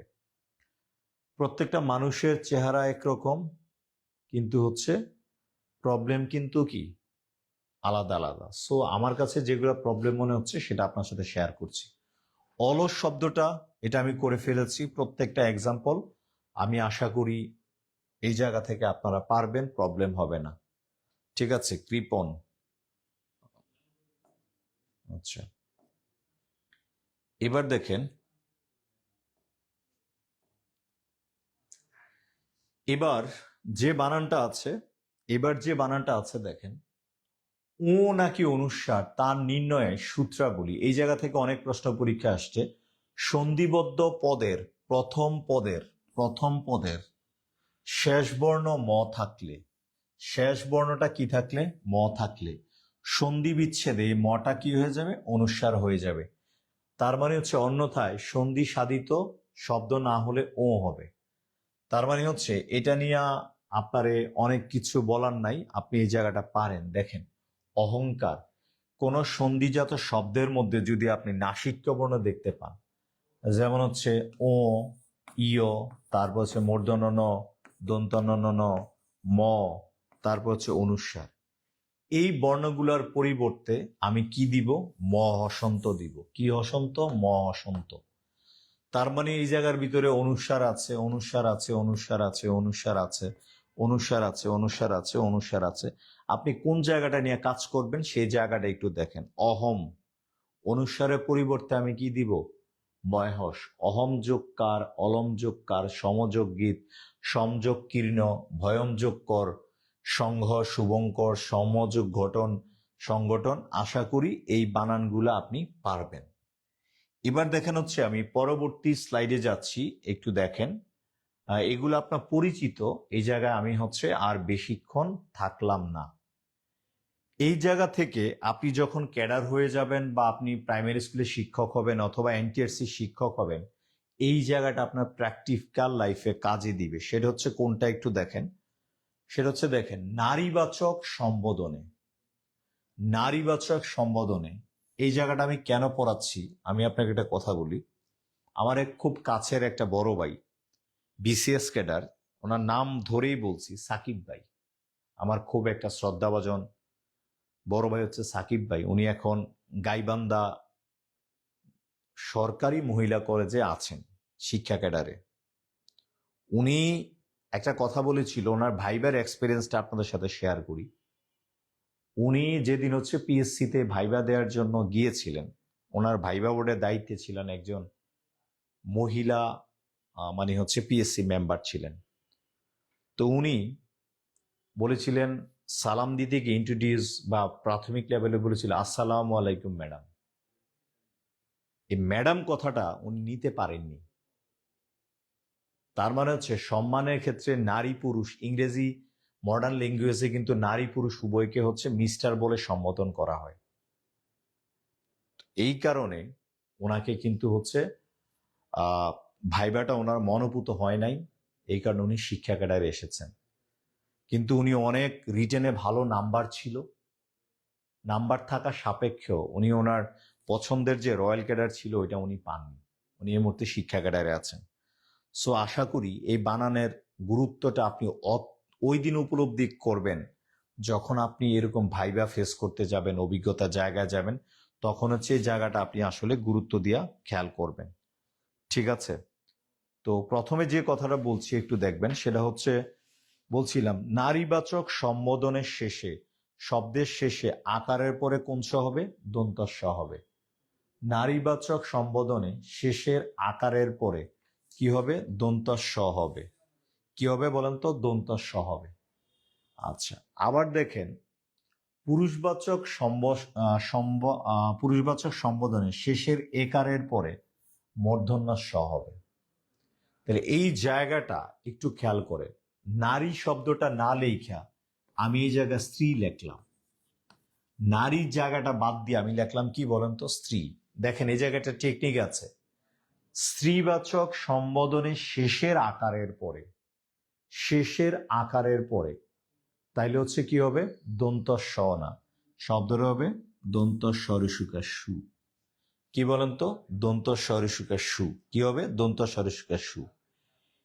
এবার দেখেন তো ভাই, পুরুষ লিখতে মূর্ধন্য স আছে। কোন স আছে? মূর্ধন্য স আছে। পুরুষ শব্দটা লাস্টে, পুরুষ শব্দটা লাস্টে কোনকার আছে? এ আছে। লাস্টের একারের পরে কোন স হবে? মূর্ধন্য স আছে। কোন স হবে?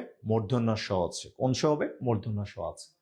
তার মানে মোরাল অফ দ্য স্টোরিটা দেখেন, স্ত্রী লিখতে দন্ত স আছে, তাহলে স্ত্রীর ক্ষেত্রে কোন স হবে? দন্ত সরসুকা সু হবে। পুরুষ লিখতে কোন স আছে? মূর্ধন্য স আছে, তাহলে পুরুষের লাস্টে কোন স হবে? মূর্ধন্য সরসুকা সু হবে। Is it clear? পুরুষের লাস্টের আকারের পরে, লাস্টের একারের পরে মূর্ধন্য সরসুকা সু। সূত্রটাকে আবার আমি একটু টেকনিক্যালি সহজ করি। স্ত্রী, স্ত্রীবাচক শব্দের শেষের আকারের পরে কোন স হবে? দন্ত সরসুকা সু। আবার দেখেন পুরুষ, পুরুষের লাস্টের কোন কারের পরে? একারের পরে কোন স হবে? মূর্ধন্য স। কিভাবে মনে রাখবো? পুরুষে মূর্ধন্য স আছে, তাহলে মূর্ধন্য স রসুকা সু। স্ত্রীতে দন্ত স আছে, দন্ত স রসুকা সু। তার মানে কি ব্যাপারটা ক্লিয়ার? তাহলে এবার আসেন, তাহলে আমরা একটু বিভিন্ন পরীক্ষা আসা কোশ্চেন গুলো একটু সলভ করে আসি। দেখেন সেটা হচ্ছে এই জায়গার মধ্যে আমি বানানগুলো একটু কয়েকটা লিখে দিচ্ছি, জাস্ট হচ্ছে আপনি এবার একটু প্র্যাকটিস করেন। যেমন আমি আপনাকে কয়েকটা বানান একটু লিখে দেই, তাইলে আপনি হচ্ছে বুঝতে সুবিধা হবে। যেমন হচ্ছে শ্রদ্ধাস্পদ আশু, শ্রদ্ধাস্পদ দন্ত শ্রদ্ধাস্পদ আশু। তার মানে লাস্টের আকারের পরে, লাস্টের কোন কারের পরে? আকারের পরে। তাহলে যেহেতু স্ত্রী বুঝাইছে, তাহলে কোন স হবে? দন্ত সরসকা সু। এবার আরেকটা এক্সাম্পল দেখলাম, লেখলাম হচ্ছে বন্ধু বরেশু, বরেশু, বন্ধু বরেশু। এই যে বর যোগ এসু, লাস্টের একারের পরে কোন স হবে? মূর্ধন্য স হবে। এরকম অনেক এক্সাম্পল আছে, যেমন হচ্ছে কল্যাণী এসু, সরি হচ্ছে কল্যাণ বর এসু, পূজনীয় আসু, প্রীতি ভোজ, প্রীতি ভাজনীয় আসু, স্নেহস্পদ আসু, পূজনীয় আসু। তার মানে হচ্ছে সুচরিতেষু, শ্রদ্ধাস্পদেষু, সুজনেষু, প্রিয় বরুষু, শ্রীচরণেষু। তার হচ্ছে কল্যাণ বরেষু, শ্রদ্ধা ভজনেষু। তার হচ্ছে সুহৃদ বরেষু, বন্ধু বরেষু। জাস্ট হচ্ছে আপনার মোরাল অফ দ্য স্টোরিটা হচ্ছে এটা। আমি কি বুঝাইতে পারছি ভাই? আমি ওই নিয়মগুলাই নিয়ে কথা বলছি যেগুলো আপনার প্রিলি, রিটেন, ভাইবা বা আপনার প্র্যাকটিক্যাল লাইফে কাজে লাগবে। এটা আমার দরকার নাই ক্লাসের মধ্যে মানে হচ্ছে সুরসুরি লাইন পড়াইয়া আপনার কাছে আমার জনপ্রিয় হওয়ার দরকার নেই ভাই। সো আমার দরকার,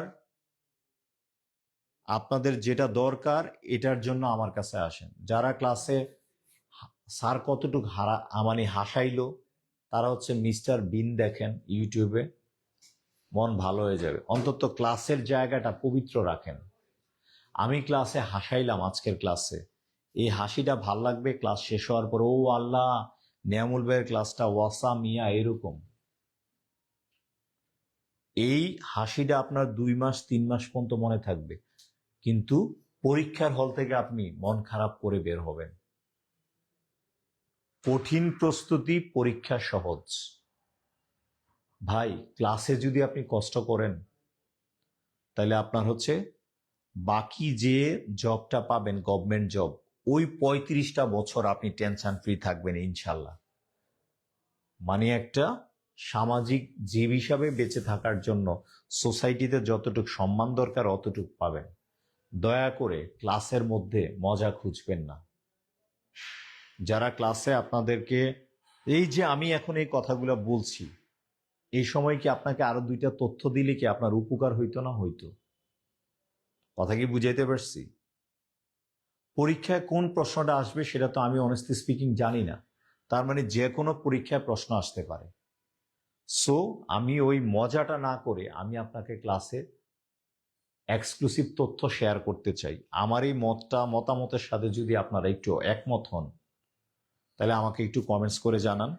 তাহলে আমার ভাল লাগবে যে আসলে কোনটা হওয়া উচিত, কোনটা হওয়া উচিত সেটা আমাকে একটু জানাবেন। যে ক্লাসে মজা করা, মজার জন্য তো ইউটিউব আছে, শিক্ষাক্ষেত্রে হিরো আলম আছে। রে ভাই, মেজাজ মুজাজ ভাই, মাঝে মধ্যে তো আমরাও তো মানুষ ভাই। রবীন্দ্রনাথের গার্লফ্রেন্ড কয়টা, এটা কোন পরীক্ষা আসছে আমার একটু দেখান তো। বলেন, রবীন্দ্রনাথের গার্লফ্রেন্ড কয়টা কোন পরীক্ষা আসছে আমার বলতে পারেন? রবীন্দ্রনাথের দাদার দাদা দাদার দাদা দাদার দাদা কোন জায়গার ভিতরে কোন জায়গায় কি ছিড়ছে, এটা কোন পরীক্ষা আসছে আমারে বলেন। এইরকম ডায়াবেটিস মার্কা পড়াশোনা বাদ দেন ভাই, চাকরি হবে না। মজা নেন, মজার চ্যানেল আছে ইউটিউবে, ওইগুলা দেখেন ভাই। দয়া করে অন্তত শিক্ষা ক্ষেত্রেটা, অন্তত আপনার যেগুলা ভাই রুটি রুজির ব্যাপার, আপনার পরিচয়ের ব্যাপার, অন্তত এই জায়গায় মজা খুঁজেন না ভাই। কথা কি বুঝতেছেন? প্রফেশনালিজম জায়গা আসেন ভাই। কথা কি বুঝতেছেন? প্রফেশনালিজম জায়গা আসেন প্লিজ। আমি ক্লাসে কতটা তথ্য দিলাম, এই তথ্যটা নিয়ে আমাকে মূল্যায়ন করেন যে নেয়ামুল ভাইয়ের ক্লাসের মধ্যে আজকে আমার এই কয়টা কনফিউশন ক্লিয়ার হয়েছে। এভাবে মূল্যায়ন করেন আমাকে প্লিজ। এভাবে কেউ মূল্যায়ন করেন না যে নেয়ামুল ভাই ক্লাসে কতটুকু হাসাইছে, কতটুকু সুশ্রী মার্কা লাইন নিয়ে বলছে, এগুলা নিয়ে আমার মূল্যায়ন করেন না, তাহলে আমি খুব কষ্ট পাবো ভাই। তার মানে হচ্ছে দেখেন, পরবর্তী হচ্ছে যে স্লাইডটার মধ্যে আছে দেখেন, শেষে শয় ত, এটা হচ্ছে শব্দে, কোন একটা শব্দের লাস্টে যদি শয় থ থাকে, শয় থ যুক্ত বর্ণ লিখতে গেলে নাকি শয় ত হবে, শয় ত হবে। এটা একটা, আপনি হচ্ছে কিভাবে হচ্ছে পরীক্ষার হলে কনফিউশন মুক্ত থাকবেন দেখেন। অর্থবোধক শব্দ হলে, অর্থবোধক শব্দ হলে শেষে কি হবে? শয় থ হবে। আর অর্থবোধক শব্দ না হলে শয় ত হবে। কথাটা বুঝেন? কোনো একটা শব্দের লাস্টে শয় ত হবে নাকি শয় থ হবে, এটা আপনি মাথায় রাখবেন কিভাবে? অলওয়েজ মাথায় রাখবেন শয় থ, শয় থ এর আগের অংশের কি থাকবে? অর্থ থাকবে। মানে শয় থ এর আগের অংশের আগে কি থাকবে? আগের অংশের অর্থ থাকবে, অর্থ থাকবে। আর শয় থ এর আগের অংশের অর্থ থাকবে না। That's it. এবার আপনি আমাকে একটু কমেন্টস করেন, কণ্ঠস্থ, কণ্ঠ শব্দটার অর্থ আছে না? আছে। তাহলে এই জায়গায় কি হবে? শয় থ হবে। মুখস্থ, মুখ শব্দটার অর্থ আছে, শয় থ হবে। দ্বারস্থ, যেমন আপনার কাছে কি দ্বারস্থ, দ্বার শব্দটার অর্থ আছে না? আছে। তার মানে তারপর তার আগে দ্বার শব্দের অর্থ থাকা না, এটা হবে। তার মানে কি আমি কি বুঝাইতে পারছি? দ্বারস্থ। এই জায়গার ভিতরে যদি আমি আরো কয়েকটা এক্সাম্পল যদি আপনাকে বলতে চাই, কণ্ঠস্থ, আপনারাই বলেন কি হবে? অর্থ আছে, কণ্ঠ যোগ শয়থ হবে, অর্থ আছে। মুখ যোগ শয়থ, মুখের অর্থ আছে। কায়স্থ, এই যে বলছিলাম না, ওই যে বিলাসী গল্পের বিলাসীর হাজবেন্ডের নাম হচ্ছে মৃত্যুঞ্জয়, যিনি হচ্ছে কায়স্থ বংশের লোক। কায় মানে কি? দেহ, অর্থ আছে কায়োযোগ শয়থ। গৃহস্থ, গৃহ শব্দের অর্থ আছে। দুস্থ, দূরের অর্থ আছে। মধ্যস্থ, মধ্যস্থাকারী, যেমন আমি বলি মধ্য, অর্থ আছে। মনস্থ, অর্থ আছে। এরপরে দেখুন হচ্ছে অসুস্থ, তার মানে কি? অর্থ আছে। তার হচ্ছে তটস্থ, নিকটস্থ, দ্বারস্থ, অন্তস্থ, গর্ভস্থ, ভূগর্ভস্থ, ধাতুস্থ, সমাধিস্থ, দূরস্থ, তার মানে খেয়াল করেন হচ্ছে রক্ষস্থ, রক্ষ শব্দের অর্থ আছে। তার মানে আপনি এতটুকু কমন সেন্স আছে, আপনি পারবেন বলে আমার বিশ্বাস। এবার যদি হচ্ছে অর্থ না থাকে, তার আগে কি হবে? শয়তো হবে। যেমন আমি আপনাকে একটা এক্সাম্পল বলি, সূর্য অস্ত যাচ্ছে, অস্ত যাওয়ার সময় তোমাকে দেখলাম আরেকজনের সাথে রিকশায় চলে যাচ্ছ। এই যে অস্ত, অস্তটা একটু দেখেন, এই যে বলেন তো এর কি কোনো অর্থ আছে? বেসিক্যালি নাই। এই কারণে এই জায়গায় কি আছে? অর্থ এই জায়গায় শয়তো হয়েছে। যেমন আমি বললাম আমি ক্লাসে পড়াইতে অভ্যস্ত, আমার ক্লাসে পড়াইতে ভাল লাগে, গল্প করতে ভাল লাগে না। এই যে অভ্য, এই অভ্যটার কি কোনো অর্থ আছে? নাই। এই কারণে এই জায়গায় কি বসছে? শয়তো বসছে। যেমন আমি আরো একটু আপনাকে যদি বলতে চাই, একটু দেখেন কয়েকটা এক্সাম্পল দিই। এই জায়গার মধ্যে একটা টুইস্ট আছে, যে কারণে আমি কেন বাংলা বানানের নিয়ম, নিয়ম পড়ি 10টা, ব্যতিক্রম 15টা। পরীক্ষার নিয়ম থেকে আসে না ব্যতিক্রম আসে এটাই জানি না। এই দ্বিধা থেকে আজকে আপনাকে আমি এটা ক্রিস্টালি ওপিনিয়ন দেওয়ার জন্য আজকে ক্লাসে জানিয়েছি। যেমন দেখেন হচ্ছে আপনাকে যদি বলি আপনার ওপর একটা দায়িত্ব ন্যস্ত করা হলো, ন্যস্ত। এই যে নয় জফলা, এই জায়গায় কি নয় জফলা কোনো অর্থ আছে? নাই। তার মানে হচ্ছে এই যেরকম কতগুলো এক্সাম্পল দিলাম, সেটা হচ্ছে পরাস্ত, তারপরে বললাম অভ্যস্ত, বিধ্বস্ত, ন্যস্ত, তার হচ্ছে নিরস্ত, বিপদগ্রস্ত বা হচ্ছে দুর্দশাগ্রস্ত। তার মানে হচ্ছে এই যে দুর্দশাগ্রস্ত, চিন্তা, চিন্তাগ্রস্ত, চিন্তাগ্র, এমন কোনো অর্থ নাই। এমন কি কোনো অর্থ আছে? নাই। এবার আমার প্রশ্ন হচ্ছে দেখেন, কেন আজকে নেয়ামুল ভাই বানান পড়াইলো? একটা বানান লিখলাম হচ্ছে, আচ্ছা আপনারা একটু কমেন্টস করেন তো যারা আছেন, সেটা হচ্ছে বিশ্বস্ত, বানানটা একটু লিখেন। বিশ্ব শব্দটার কিন্তু অর্থ আছে, বিশ্ব শব্দটার কিন্তু 100% কি আছে? অর্থ আছে। বিশ্ব বানানটার কি আছে? অর্থ আছে। তাহলে বিশ্বস্ত বানানটা কি হবে আমাকে একটু জানাবেন? বিশ্ব, বিশ্ব বানানটা কি হবে আমাকে একটু জানাবেন? বিশ্বস্ত, বিশ্বস্ত বানানটা কি হবে? আচ্ছা, আদিল কমেন্টস করেছে, ঠিক আছে, আদিল কমেন্টস করেছে হচ্ছে বিশ্বস্ত। এটা ত হবে নাকি থ হবে? আরেকটা বানান লিখবেন হচ্ছে সমস্ত, সমস্ত বানানটা কি হবে একটু বলেন? সমস্ত। তার মানে কি দেখেন, সম শব্দের অর্থ কি আছে? অর্থ আছে। তার মানে এটি জায়গায় তো শয়তয় হওয়ার কথা, কিন্তু সমস্ততে কি বলেন তো? ত। বিশ্ব শব্দটার অর্থ আছে, তার মানে শয়তয় হওয়ার কথা, বাট এই জায়গায় হয়েছে কি বলেন তো? শয়তয়। তার মানে নিয়মের সাথে কি আছে? ব্যতিক্রম আছে। ব্যতিক্রম গুলাই হচ্ছে ব্যতিক্রম স, এক কথা হচ্ছে ফুল প্যাকেজ।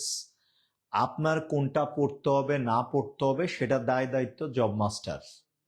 আপনার কাজ হচ্ছে আমাদের উপর আস্থা রাখুন, কতটুক দরকার সেটা ঠিক করে দিব আমরা ইনশাল্লাহ। এই ভরসা যাদের আছে তারা হচ্ছে ক্লাসগুলো একটু কন্টিনিউ করেন।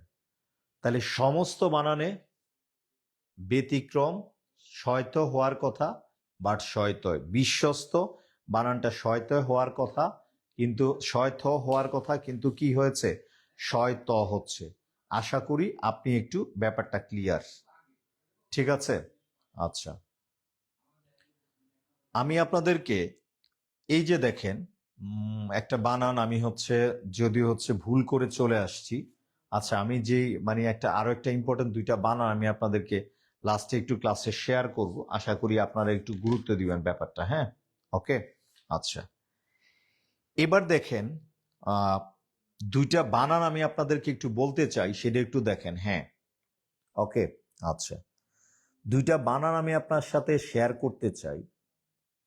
আমি যেমন আমরা যে পিএসসি নির্ধারিত মানুষ একটা উত্তর দেয়, মানুষজন প্রায় সময় একটা প্রশ্ন করে যে পিএসসির 11 জন কবি সাহিত্যিক পড়লে মনে করেন যে হয়ে যায়। আচ্ছা, ওইটা নিয়ে আমি পরে কথা বলছি। এই জায়গাটার আমি একটু ব্যাখ্যা দেই। ভূমি বা মাটি সংক্রান্ত শব্দ হলে ভয় দীর্ঘকার হবে। কি হবে? ভয় দীর্ঘকার হবে। বলছি দেখেন, ভূমি বা মাটি সংক্রান্ত শব্দ হলে কোনকার হবে? দীর্ঘকার হবে। ভূমি বা মাটি সংক্রান্ত শব্দ হলে ভয় দীর্ঘকার হবে। ভূমি ভূমি বা মাটি সংক্রান্ত শব্দ হলে ভয় দীর্ঘকার হবে, অন্যথায় কোনকার হবে বলেন তো? অন্যথায় কোনকার হবে বলেন তো? রস্যুকার হবে। কোনকার হবে? রস্যুকার হবে। এই জায়গার ভিতরে এক্সাম্পল দেয়া আছে, দেখেন এক্সাম্পল গুলো কি ঠিক আছে একটু দেখেন তো। ভূমি, ভূ মানে কি জানেন? পৃথিবী। এবার তাহলে হচ্ছে ভূমিকম্প, ভূগোল, ভূমি, ভূপৃষ্ঠ, ভূগর্ভস্থ, ভূই, ভূতল, ভূগোল, ভূদূর, ভূমণ্ডল, ভূমি অধিকারী, প্রত্যেকটাই কোনকার বলেন তো? দীর্ঘকার হয়েছে। কোনকার হয়েছে? দীর্ঘকার হয়েছে। ভুবন মানে কি বলেন তো? পৃথিবী। ত্রিভুবন মানে কি বলেন তো? পৃথিবী। ত্রিভুজ, ত্রিভুজ কি মাটি সংক্রান্ত শব্দ? না। তাহলে ত্রিভুজের কোনকার হয়েছে? রস্যুকার হয়েছে। কোনকার হয়েছে বলেন তো?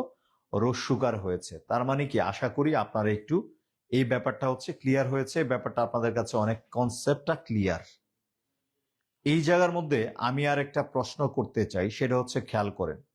আপনাকে যদি একটু সহজ করতে চাই, সেটা হচ্ছে একটু দেখেন, অদ্ভুত এবং ভুতুরি একটা বানান লেখা রাখেন। আর একটু শর্টকাট টেকনিক, শর্টনিক টেবেলসি, অদ্ভুত প্লাস হচ্ছে ভুতুরি, এই দুইটি শব্দ ছাড়া বাকি সকল ভূত শব্দে, বাকি সকল ভূত শব্দে দীর্ঘকার হবে। বাকি সকল কোন শব্দে?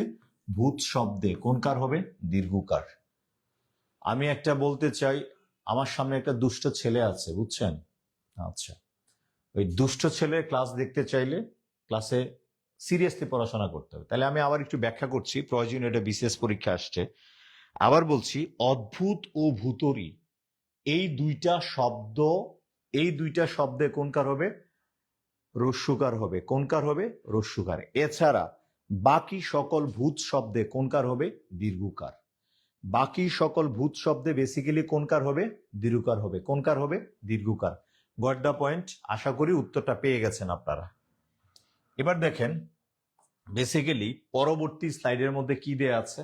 ও আচ্ছা, এটার মাধ্যমে কত যে এক্সাম্পল আছে এটা আমি বলতে পারবো না। আপনারা যারা বিসর্গ সন্ধি নিয়ে কনফিউশন আছেন, ঠিক আছে, এটাকে আমি একটু সহজ করে দিচ্ছি। এত বড় নিয়মটাকে, এত বড় নিয়ম আপনার পক্ষে পড়া পসিবল না। আপনার পক্ষে এত বড় নিয়ম পড়া পসিবল না। এই নিয়ম পড়া বাদ দেন ভাই, আমার এত বড় নিয়ম মনে থাকে না। যেমন ছোটবেলায় সন্ধির ক্লাস করতে বিরক্ত লাগতো, স্যার পড়াইতো অকার কিংবা আকারের পর ইকার কিংবা ইকার বলে ইকার হয়। আরে ভাই অকার কি, এটাই তো বুঝি না। আমার সহজ কথা, স্যার যদি বলতো সরে অ, তাহলে বুঝতাম। অকার কিংবা আকার এটা বুঝতাম না আমি নিজেই।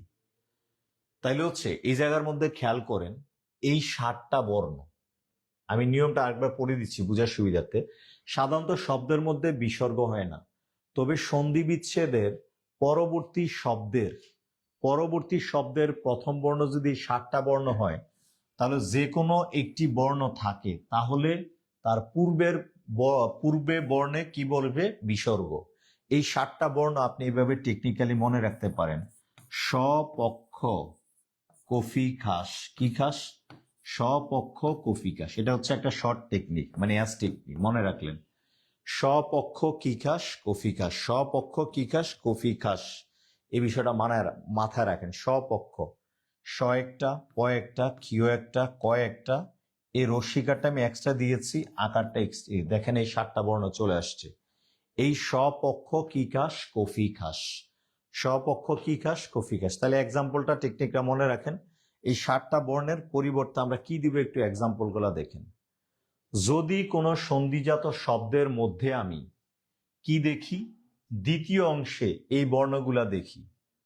কিউ আছে, ক আছে, প আছে, ক আছে, কিউ আছে, ক আছে, ছ আছে, প আছে, প আছে, প আছে, প আছে, প আছে। আচ্ছা, তাহলে এই জায়গায় দেখেন শয়ত আছে, ক আছে, ক আছে, ক আছে। আমি বলছিলাম কোন সন্ধিজাত শব্দের মধ্যে যদি হচ্ছে কি থাকে, 7টা বর্ণের যে কোনো একটা থাকে, তাহলে আগের বিসর্গটা লোপ পাবে না। আগের বিসর্গটা কি করবে না? লোপ পাবে না। আগের বিসর্গটা কি করবে না? লোপ পাবে না। আমার কি কথা কি ক্লিয়ার? আগের বিসর্গ কি করবে না? লোপ পাবে না। তাহলে আগের বিসর্গটা যদি লোপ না পায়, তাহলে এগুলা সন্ধি বিচ্ছেদ গুলা কি হবে আমাকে একটু বলতে পারবেন? আগের বিসর্গগুলা লোপ পাবেন না, জাস্ট দ্যাটস ইট।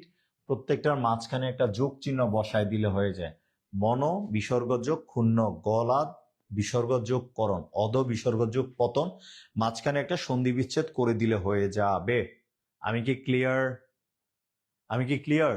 এই যেমন দেন হচ্ছে দু বিসর্গ যোগ শয়থয়, দুস্থ, অন্ত বিসর্গ যোগ কোন, শির বিসর্গ যোগ পীড়া, অন্তযোগ স্থ, অন্তযোগ সারশূন্য হয়ে গেছে।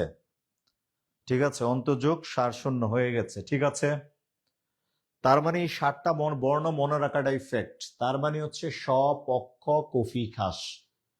এর আগে এই 7টা বর্ণ যদি দ্বিতীয় অংশ থাকে আগের বিসর্গ লোপ পাবে না। দ্যাটস ইট, গোষ্ঠী উদ্ধার।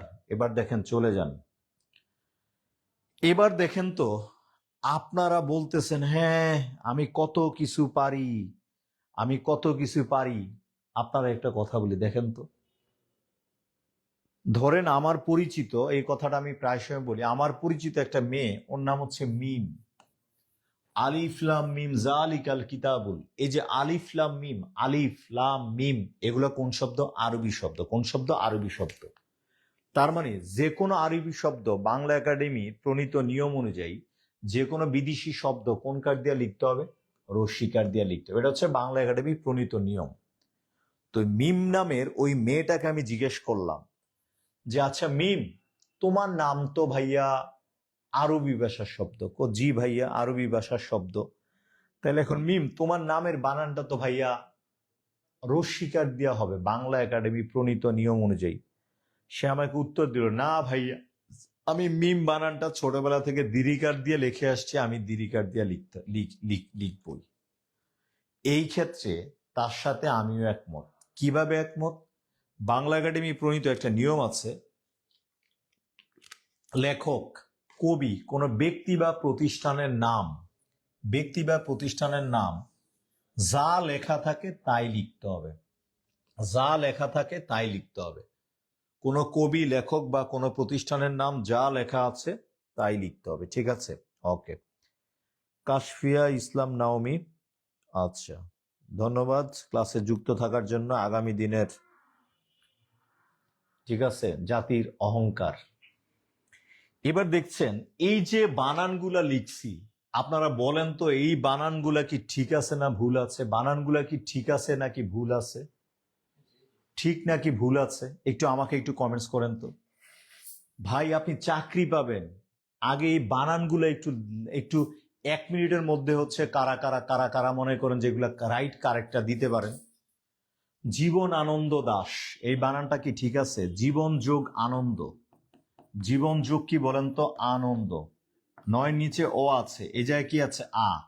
অ এবং আ মিলে, উভয় মিলে কোন কার? আকার। তার মানে হচ্ছে জীবন আনন্দ, এই জায়গায় একটা আকার আছে।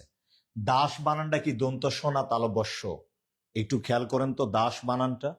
দাস বানানটা হচ্ছে বেসিক্যালি হচ্ছে তালবস্য দিয়ে। জীবনানন্দ দাস লেখক বা কবি, কোন ব্যক্তি বা প্রতিষ্ঠানের নাম যেভাবে আছে ঠিক এভাবে লিখতে হবে। এই জায়গায় ভাই চুলকানি চলবে না। রবীন্দ্রনাথ যেটা যেভাবে লিখে দিয়ে গেছে ওইটাতে চেঞ্জ করার ক্ষমতা আপনার আমার নাই। জীবনানন্দ দাশের মায়ের নাম হচ্ছে কুসুম কুমারী দাস, তার বাবার নাম হচ্ছে সত্যানন্দ দাস, সত্যানন্দ দাশগুপ্ত। জীবনানন্দ দাশের বাবার নাম হচ্ছে সত্যানন্দ দাশগুপ্ত। জীবনানন্দ দাশের মায়ের নাম হচ্ছে কুসুম কুমারী দাস। তার একটা বিখ্যাত কবিতা আছে, সেটা হচ্ছে আমাদের দেশে হবে সেই ছেলে কবে, কথায় না বড় হয়ে কাজে বড় হবে। এই জায়গা থেকে যারা বাংলা ডিপার্টমেন্ট স্টুডেন্ট আছেন আমাকে একটা তথ্যের উত্তর দেন। জীবনানন্দের বাবার নাম তো হচ্ছে সত্যানন্দ দাশগুপ্ত, জীবনানন্দ মায়ের নাম হচ্ছে কুসুম কুমারী দাস। তাহলে জীবনানন্দ দাস কি তার মায়ের উপাধিটা গ্রহণ করেছে নাকি বাবারটা? যারা বাংলা ডিপার্টমেন্টের স্টুডেন্ট আছেন তারা হচ্ছে এই প্রশ্নটা একটু উত্তর দিবেন। আরেকটা প্রশ্ন করে রাখছি, বেসিক্যালি আপনারা উত্তরটা দিতে থাকেন, আমি একটু ব্যাখ্যা দিই। জীবনানন্দ দাশের প্রথম প্রকাশিত কাব্যগ্রন্থ নাম হচ্ছে ঝরা পালক। ঝরা পালক, পালক মানে কি? যেটাতে উড়ে বেড়ায়। জীবনানন্দ দাশের তার প্রথম জীবনে তিনি জীবনানন্দ দাশগুপ্ত নামে লিখতেন। জীবনানন্দ দাশগুপ্ত নামে লিখতেন জীবনানন্দ দাশ। ঝরা পালক মানে কি? পালকটা ঝরে যাবে। তার মানে কি ঝরা পালক কাব্যটা প্রকাশের আগ পর্যন্ত জীবনানন্দ দাশগুপ্ত নামে হচ্ছে তিনি লিখতেন। ঝরা পালক মানে কি? পালক ঝরে গেছে। এই কাব্য প্রকাশের পর থেকে তিনি জীবনানন্দ দাশ নামে লেখা শুরু করলেন। সো আশা করি উত্তরটা পেয়েছেন। শামসুর রহমান না, শামসুর রাহমান। সৈয়দ ওয়ালিউল্লাহ, বানটা ঠিক আছে, সৈয়দ ওয়ালিউল্লাহ। জসিমউদ্দিন, জসিমউদ্দিন বানানটা কি রাইট অর রং? জসিমউদ্দিন বানানটা 100% রাইট না রং, একটু আমাকে জানাবেন। জসিমউদ্দিন বানানটা আমি একটু লিখে দিচ্ছি, অনেকে এটাকে গুরুত্বই দেন না। জসিমউদ্দিন, আমি যেটা লিখলাম এই বানানটা রাইট নাকি রং আমাকে একটু জানাবেন। জসিমউদ্দিন বানানটা রাইট নাকি রং সেটা আমাকে একটু জানাবেন। জসিমউদ্দিন বানানটা রাইট নাকি রং? জসিমউদ্দিন বানানটা রাইট নাকি রং? আমি ঢাকা বিশ্ববিদ্যালয়ে পড়াকালীন সময়ে কবি জসিমউদ্দিন হলের আবাসিক ছাত্র ছিলাম।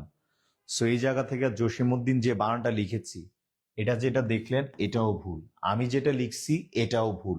তাহলে রাইট হচ্ছে কোনটা? রাইট হচ্ছে মাঝখানে কোনো স্পেস থাকবে না, মাঝখানে কোনো স্পেস থাকবে না।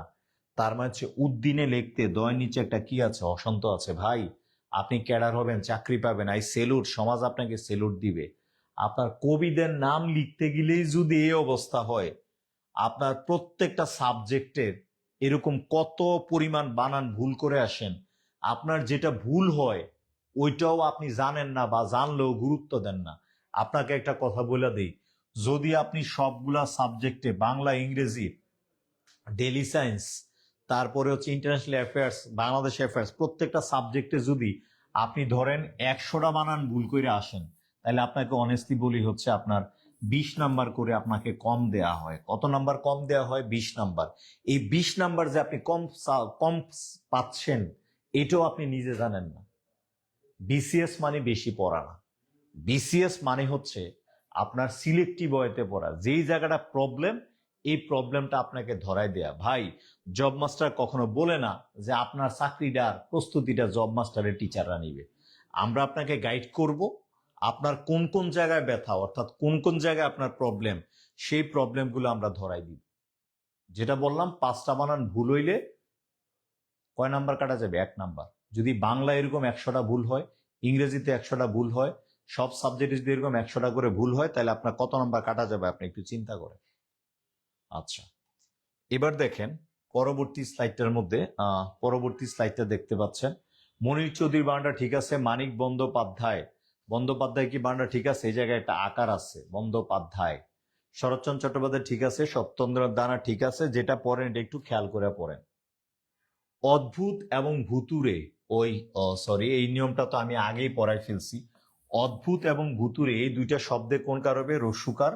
আর বাকি সকল ভূতে কোনকার হবে? দীর্ঘকার। দেখেন সবগুলাই কোনকার বলেন তো? দীর্ঘকার। কথা ঠিক কিনা? এই যারা ক্লাস দেখছেন দেখবেন মাঝে মধ্যে মানরা বলে ওই ঠিক কিনা, কোনটা রাইট একটু বলেন তো, ঠিক কিনা নাকি সঠিক, কোনটা ঠিক আমাকে একটু বলেন তো, ঠিক নাকি সঠিক, কোনটা ঠিক বলেন। Option A Argentina, option B Brazil. আল্লাহ রে আল্লাহ, ব্রাজিল আমার দল। ঠিক আছে, 5টা নিয়ে রাখছি বিশ্বকাপ, এখনো ওই জায়গার আশপাশেও যাইতে পারেন না। আচ্ছা ওকে, এবার দেখেন পরবর্তীতে, দেখেন পরবর্তী স্লাইড। আল্লাহ, এরপরে দেখেন পূর্বপদের সাথে মানে আগের পদের সাথে যদি, আগের পদের সাথে যদি এই যে করণ, কৃত, ভবন, ভূত, পূর্বপদের শেষে নতুন দীর্ঘ আগের, এগুলো আত্মীগণ, এগুলো পারবেন ভাই, পড়াইছে নেয়ামত ভাই, আগের স্লাইডে আপনাকে পড়াইছে, আপনি একটু দেখেন। পূর্বপদের সাথে করণ, কৃত, ভবন, ভূত যুক্ত থাকলে মানে আগের পদের সাথে যদি এই ওয়ার্ডগুলো থাকেন, তাহলে আগের দীর্ঘিকারটা কোনকার হয়ে যাবে? রস্যিকার হয়ে যাবে। কোনকার হয়ে যাবে? রস্যিকার হয়ে যাবে। যেমন আপনি দেখতে পাচ্ছেন একত্র, একত্রীকরণ, পুঞ্জ, দূরীকরণ। এটা আমি আপনাদেরকে, আপনারা দেখলে পারবেন।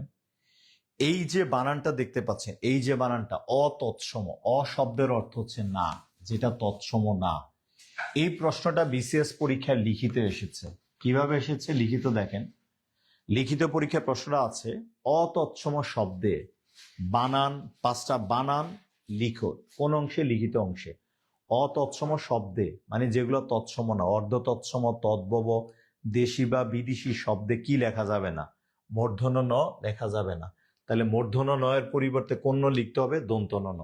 মূর্ধন্য স এর পরিবর্তে দন্ত স। এবার হচ্ছে রি বা রিকার, এবার হচ্ছে দীর্ঘিকার বা দীর্ঘকার রস্যকার লেখা যাবে না। তাহলে এইগুলা বাদ দিয়ে কি লিখতে হবে? এইগুলা লিখতে হবে। তার মানে হচ্ছে এই যে ওয়ার্ডগুলো আছে না, এই যে মূর্ধন্য ন, মূর্ধন্য স, রি বা রিকার, এবার হচ্ছে দীর্ঘি বা দীর্ঘার, দীর্ঘ বা দীর্ঘকার, এগুলা ব্যবহার করা যাবে না। এই ওয়ার্ডগুলো যদি কোন, এই বর্ণগুলো যদি কোনো শব্দের মধ্যে থাকে, ডেফিনেটলি এটা কোন হবে? তৎসম শব্দ হবে। আর এইগুলা থাকা যাবে না কোন শব্দে? অতৎসম, মানে কি? অর্ধ তৎসম, তদ্ভব দেশি এবং বিদেশি শব্দে। মিস্ত্রি বিদেশি শব্দ, তার মানে হচ্ছে রস্মিকা। দূরবীন, যিশু, গোলাপি, ফিরিঙ্গি, পাদ্রি, গির্জা, গির্জাটা বর্তমানে হচ্ছে অর্ধ তৎসম শব্দ। এটাই হচ্ছে আপডেট তথ্য, আপডেট তথ্য। ইমান, ইমান লিখতে হচ্ছে রশ্মি দিয়া। গিন্নি, বাকি, তারপর হচ্ছে দিঘি। আমি আশা করি এই নিয়মটা বিসিএস পরীক্ষায় লিখিতে এসেছে অনেকবার, একাধিকবার। সো আশা করি বুঝতে পেরেছেন। আচ্ছা, সঠিক যারা বলছেন, সঠিক যারা বলছেন এটা হচ্ছে ভুল। ঠিক মানি তো ঠিক, এর আগে আবার সহযোগ করার দরকারটা কি ভাই? এটা হচ্ছে অপপ্রয়োগ। মাওলানাদের কিছু কিছু কথা তো ভাই ধরেই নিতে হবে। ঠিক বানানটাই ঠিক, এর আগে স বলাটাই অপপ্রয়োগ। স বলাটাই কি বলেন তো? অপপ্রয়োগ। আমি মনে হয় বুঝাইতে পারছি আপনাকে। ঠিক আছে, এবার দেখেন, সেটা হচ্ছে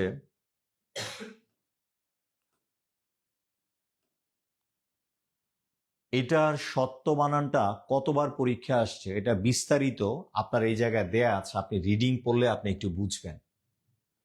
এবার দেখেন কোন কোন বানানে কতগুলো বানান আছে যেগুলো একাধিকবার পরীক্ষা আসছে, একাধিকবার। এই বানানগুলা আপনাকে একটু আমি একটা হোমওয়ার্ক দিতে চাই। এইচডব্লিউ, এইচডব্লিউ মানে হচ্ছে হাজবেন্ড এন্ড ওয়াইফ না, এইচডব্লিউ মানে হচ্ছে হোমওয়ার্ক। একটু বুঝেন।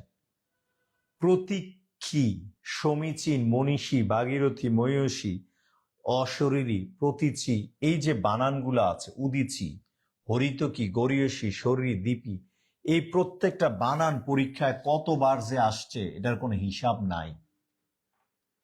এই বানানগুলা দিয়া আপনি আপনার মতো করে একটা গল্প তৈরি করতে পারেন, গল্প। এই বানানগুলা যেহেতু পরীক্ষা আসে, এর জন্য আমি একটা সূত্র দেই আপনাকে মনে করার জন্য। সূত্র নাম্বার 1, বা একটা ট্যাবলেট দিই, ট্যাবলেট নাম্বার 1টা দেখেন। কোন একটা শব্দটার মধ্যে রস্মিকারটারে আপনি 1 ধরবেন। কত ধরবেন? 1। দীর্ঘিকারটারে কত ধরবেন? 2। দীর্ঘিকারটারে কত ধরবেন? 2। তাহলে ধরেন একটা বানান হচ্ছে, এবার ধরেন রশ্মি, তারপরে কি? দীর্ঘি। তাহলে এটাকে ধরেন 1 + 2। এরপরে ধরেন হচ্ছে, এবার ধরেন দুইটাই রস্মিকার, এটারে ধরেন আপনি 1 + 1। দুইটাই দীর্ঘিকার বানান, এটাকে আপনি হচ্ছে ধরেন 2 + 2। এই সূত্রটার মধ্যে কাজে লাগান। সূত্র নাম্বার কত? 1। দেখেন প্রথমে কোনকার আছে? দীর্ঘিকার। তাহলে দীর্ঘিকারে আমি কত ধরছি? 2। দুইটা দীর্ঘিকার আছে, তার মানে কত? 2 2 2 2 2 2 2 2 2 2 2 2 2 2 2। এটা গেল রস্মিকার এবং দীর্ঘিকারের ক্ষেত্রে। এই টেকনিকটা ফলো করে আপনি গল্প আকারে এই বানানগুলা হচ্ছে মনে রাখতে পারেন। ঠিক আছে। আরেকজন বলছে ভাই প্রশ্ন সলভ করলে তো ভালো হতো। মুস্তাফিজ ভাই, আমি আপনাকেই বলছি ভাই, আগে তো আপনি প্রিপারেশন নিবেন, তারপরে না আপনি প্র্যাকটিস করেন। আগে আপনার প্রস্তুতি কমপ্লিট করেন। আপনাদেরকে একটা কথা বলি ভাই, আমরা কি করি, বিভিন্ন প্ল্যাটফর্মে স্যাররা 10-12টা কোশ্চেন নেয়, নিয়ে আপনারা সলভ করে দেয়। আপনি ওই 10-12টা পারেন, কিন্তু আপনার চাকরি হচ্ছে না, আপনার প্রিপারেশন কমপ্লিট না। আগে আপনি প্রিপারেশন কমপ্লিট করেন, দেন হচ্ছে আপনি প্র্যাকটিস করেন। প্র্যাকটিস করতে গিয়ে যেগুলো ভুল হবে, আবার বেসিক টপিকসটা আগে ক্লিয়ার করেন। ঠিক আছে। মুস্তাফিজ ভাই, আপনার মতামতের জন্য ধন্যবাদ। এবার দেখেন, দেখেন এবার দ্বিতীয় অংশটার মধ্যে দেখেন। দ্বিতীয় অংশটার মধ্যে আবার বলছি, রস্যুকার এবং দীর্ঘকার। রস্যুকারটাকে 1 ধরেন, দীর্ঘকারটাকে 2 ধরেন। একটা রস্যুকার, একটা দীর্ঘকার, তার মানে 1 + 2। একটা দীর্ঘকার, একটা হচ্ছে রস্যুকার, তার মানে 2 + কত? 1। এভাবে টেকনিক নেন। আবার ধরেন 1+1 তার মানে দুইটাই কোনকার? রস্যুকার। আবার দেখেন 2+2 তার মানে হচ্ছে দীর্ঘকার প্লাস হচ্ছে কোনকার? দীর্ঘকার। আশা করি ব্যাপারটা আপনি বুঝতে পেরেছেন। Is it clear? দেখেন কূপমণ্ডূক, প্রথমটা দীর্ঘকার, দ্বিতীয়টা দীর্ঘকার। এর মধ্যে হচ্ছে ধূলি দস্যুর, সূক্ষ্মাতীক্ষ, মূর্তি পূজা। আশা করি ব্যাপারটা বুঝতে পেরেছেন। Is it clear? এই টেকনিকটা আপনি হচ্ছে কাজে লাগান। সম্মানীয় এই বানানগুলো আপনারা হচ্ছে কাজে লাগাবেন। এই স্লাইডের মধ্যে কিছু গুরুত্বপূর্ণ বানান আপনাকে দেয়া হয়েছে, কিছু গুরুত্বপূর্ণ বানান আপনার জন্য দেয়া আছে। এই বানানগুলো আপনি একটু প্র্যাকটিস করবেন, ইনশাল্লাহ এই জায়গা থেকে অনেকগুলো প্রশ্ন আপনি কমন পেয়ে যাবেন। ঠিক আছে, প্রশ্নগুলো একটু কমন পেয়ে যাবেন, অনেকবার আসছে। আমি অনেকগুলো গুরুত্বপূর্ণ বানানে স্লাইডে রেখেছি। এবার দেখেন মুস্তাফিজ ভাইকে স্মরণ করে আমি কিছু কোশ্চেন 41তম পরীক্ষার একটা কোশ্চেন এই জায়গায় অ্যাড করেছি। দেখেন পুরস্কার কোন বানানটি শুদ্ধ? দেখেন ছোটবেলা আমরা স্কুলে গেলে পড়তাম অস ক সিঙ্গারা বুলবুলি মস্তক। অস সবসময় মাথায় রাখবেন, অ এর পরে কোন ছ হবে? দন্তস্ব। অ এর পরে কোন ছ হবে? দন্তস্ব।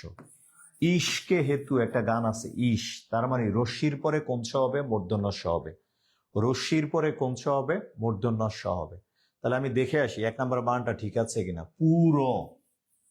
পুরো নেয়ামুসার পড়াইছে র, র এর নিচে একটা কি আছে? অ আছে। তাইলে অ এর পরে, র এর নিচে কি আছে? অ। তাহলে অ এর পরে কোন ছ হবে? দন্তস্ব। পুরস্কার। র এর নিচে কি আছে? অ। তাহলে অ এর পরে কোন ছ হবে? দন্তস্ব। এই জায়গায় কি আছে? মূর্ধন্য ষ আছে। তার মানে কি বানানটা ভুল।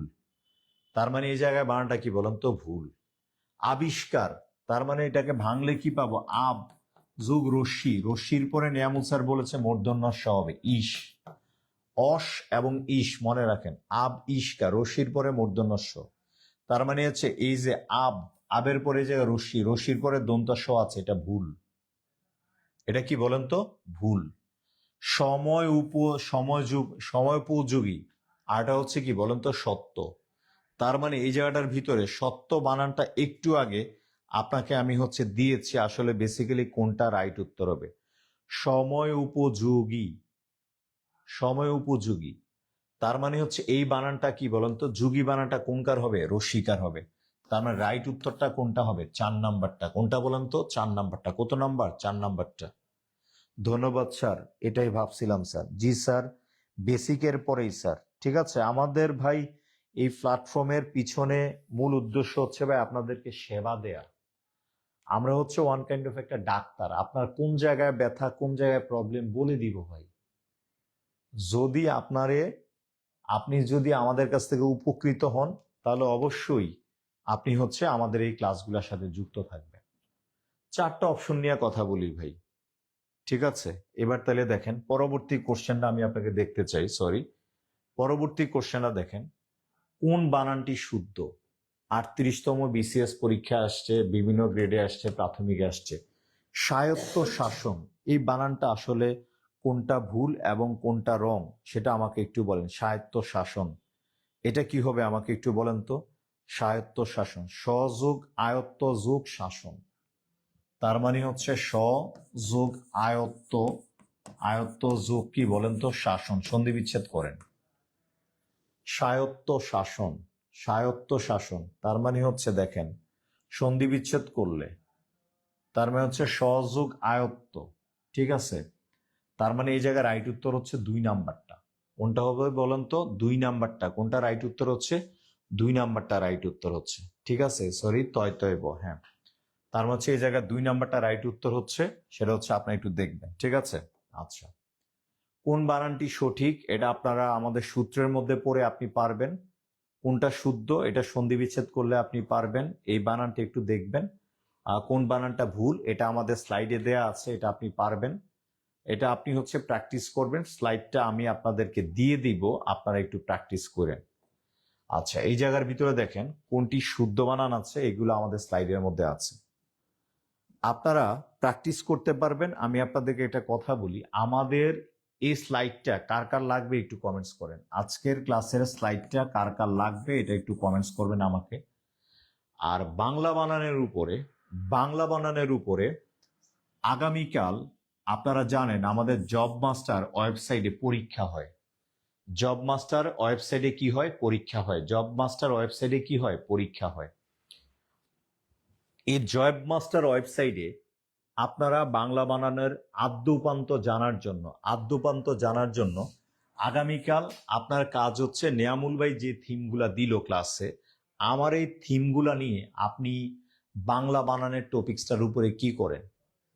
পড়াশোনা করেন। আজকে যেগুলা প্রবলেম আছে এগুলা আমাদের হচ্ছে ওয়েবসাইটে আপনি ছবি তুলে দিয়ে দেন যে ভাইয়া এগুলো আমি বুঝতেছি না। তাহলে এইগুলা নিয়ে আমরা হচ্ছে এগুলা নিয়ে প্রয়োজন একটা ক্লাস দিব আপনাদের।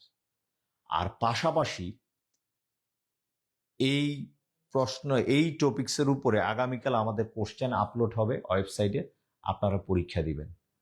ঠিক আছে? এবং কোয়ালিটি ফুল প্রশ্নের উপরে পরীক্ষা দিবেন। হয়তো পরীক্ষা দিয়ে আপনি ধরেন 20টা কোশ্চেনের মধ্যে 18টা পারতেছেন, খুশি হয়েন না। যে 2টা পারলেন না ওই 2টা থেকে তো যে কোনো একটা প্রশ্ন আসতে পারে। আমরা জব মাস্টার কখনো আপনাকে বলবো না যে ভাই আপনাকে চাকরি পাওয়াই দিব। আমরা এতটুকু বলতে পারবো, আমাদের দীর্ঘদিনের অভিজ্ঞতার জায়গা থেকে বলবো, বলতে পারি আপনার প্রস্তুতিটা আমরা কমপ্লিট করাই দিতে পারবো ইনশাল্লাহ। প্রস্তুতি কমপ্লিট, আনলিমিটেড এক্সাম, দেন হচ্ছে সাকসেস। তো এতক্ষণ ধরে প্রায় 2 ঘন্টার মতো ধরে ক্লাসে যারা থাকলেন, আমার পক্ষ থেকে এবং জব মাস্টারের পক্ষ থেকে আপনাকে শুভরাত্রি জানিয়ে বিদায় নিচ্ছি। ঠিক আগামীকাল ওয়েবসাইটে এক্সাম দিবেন। দেখা হচ্ছে পরবর্তী ক্লাসে। আল্লাহ হাফেজ।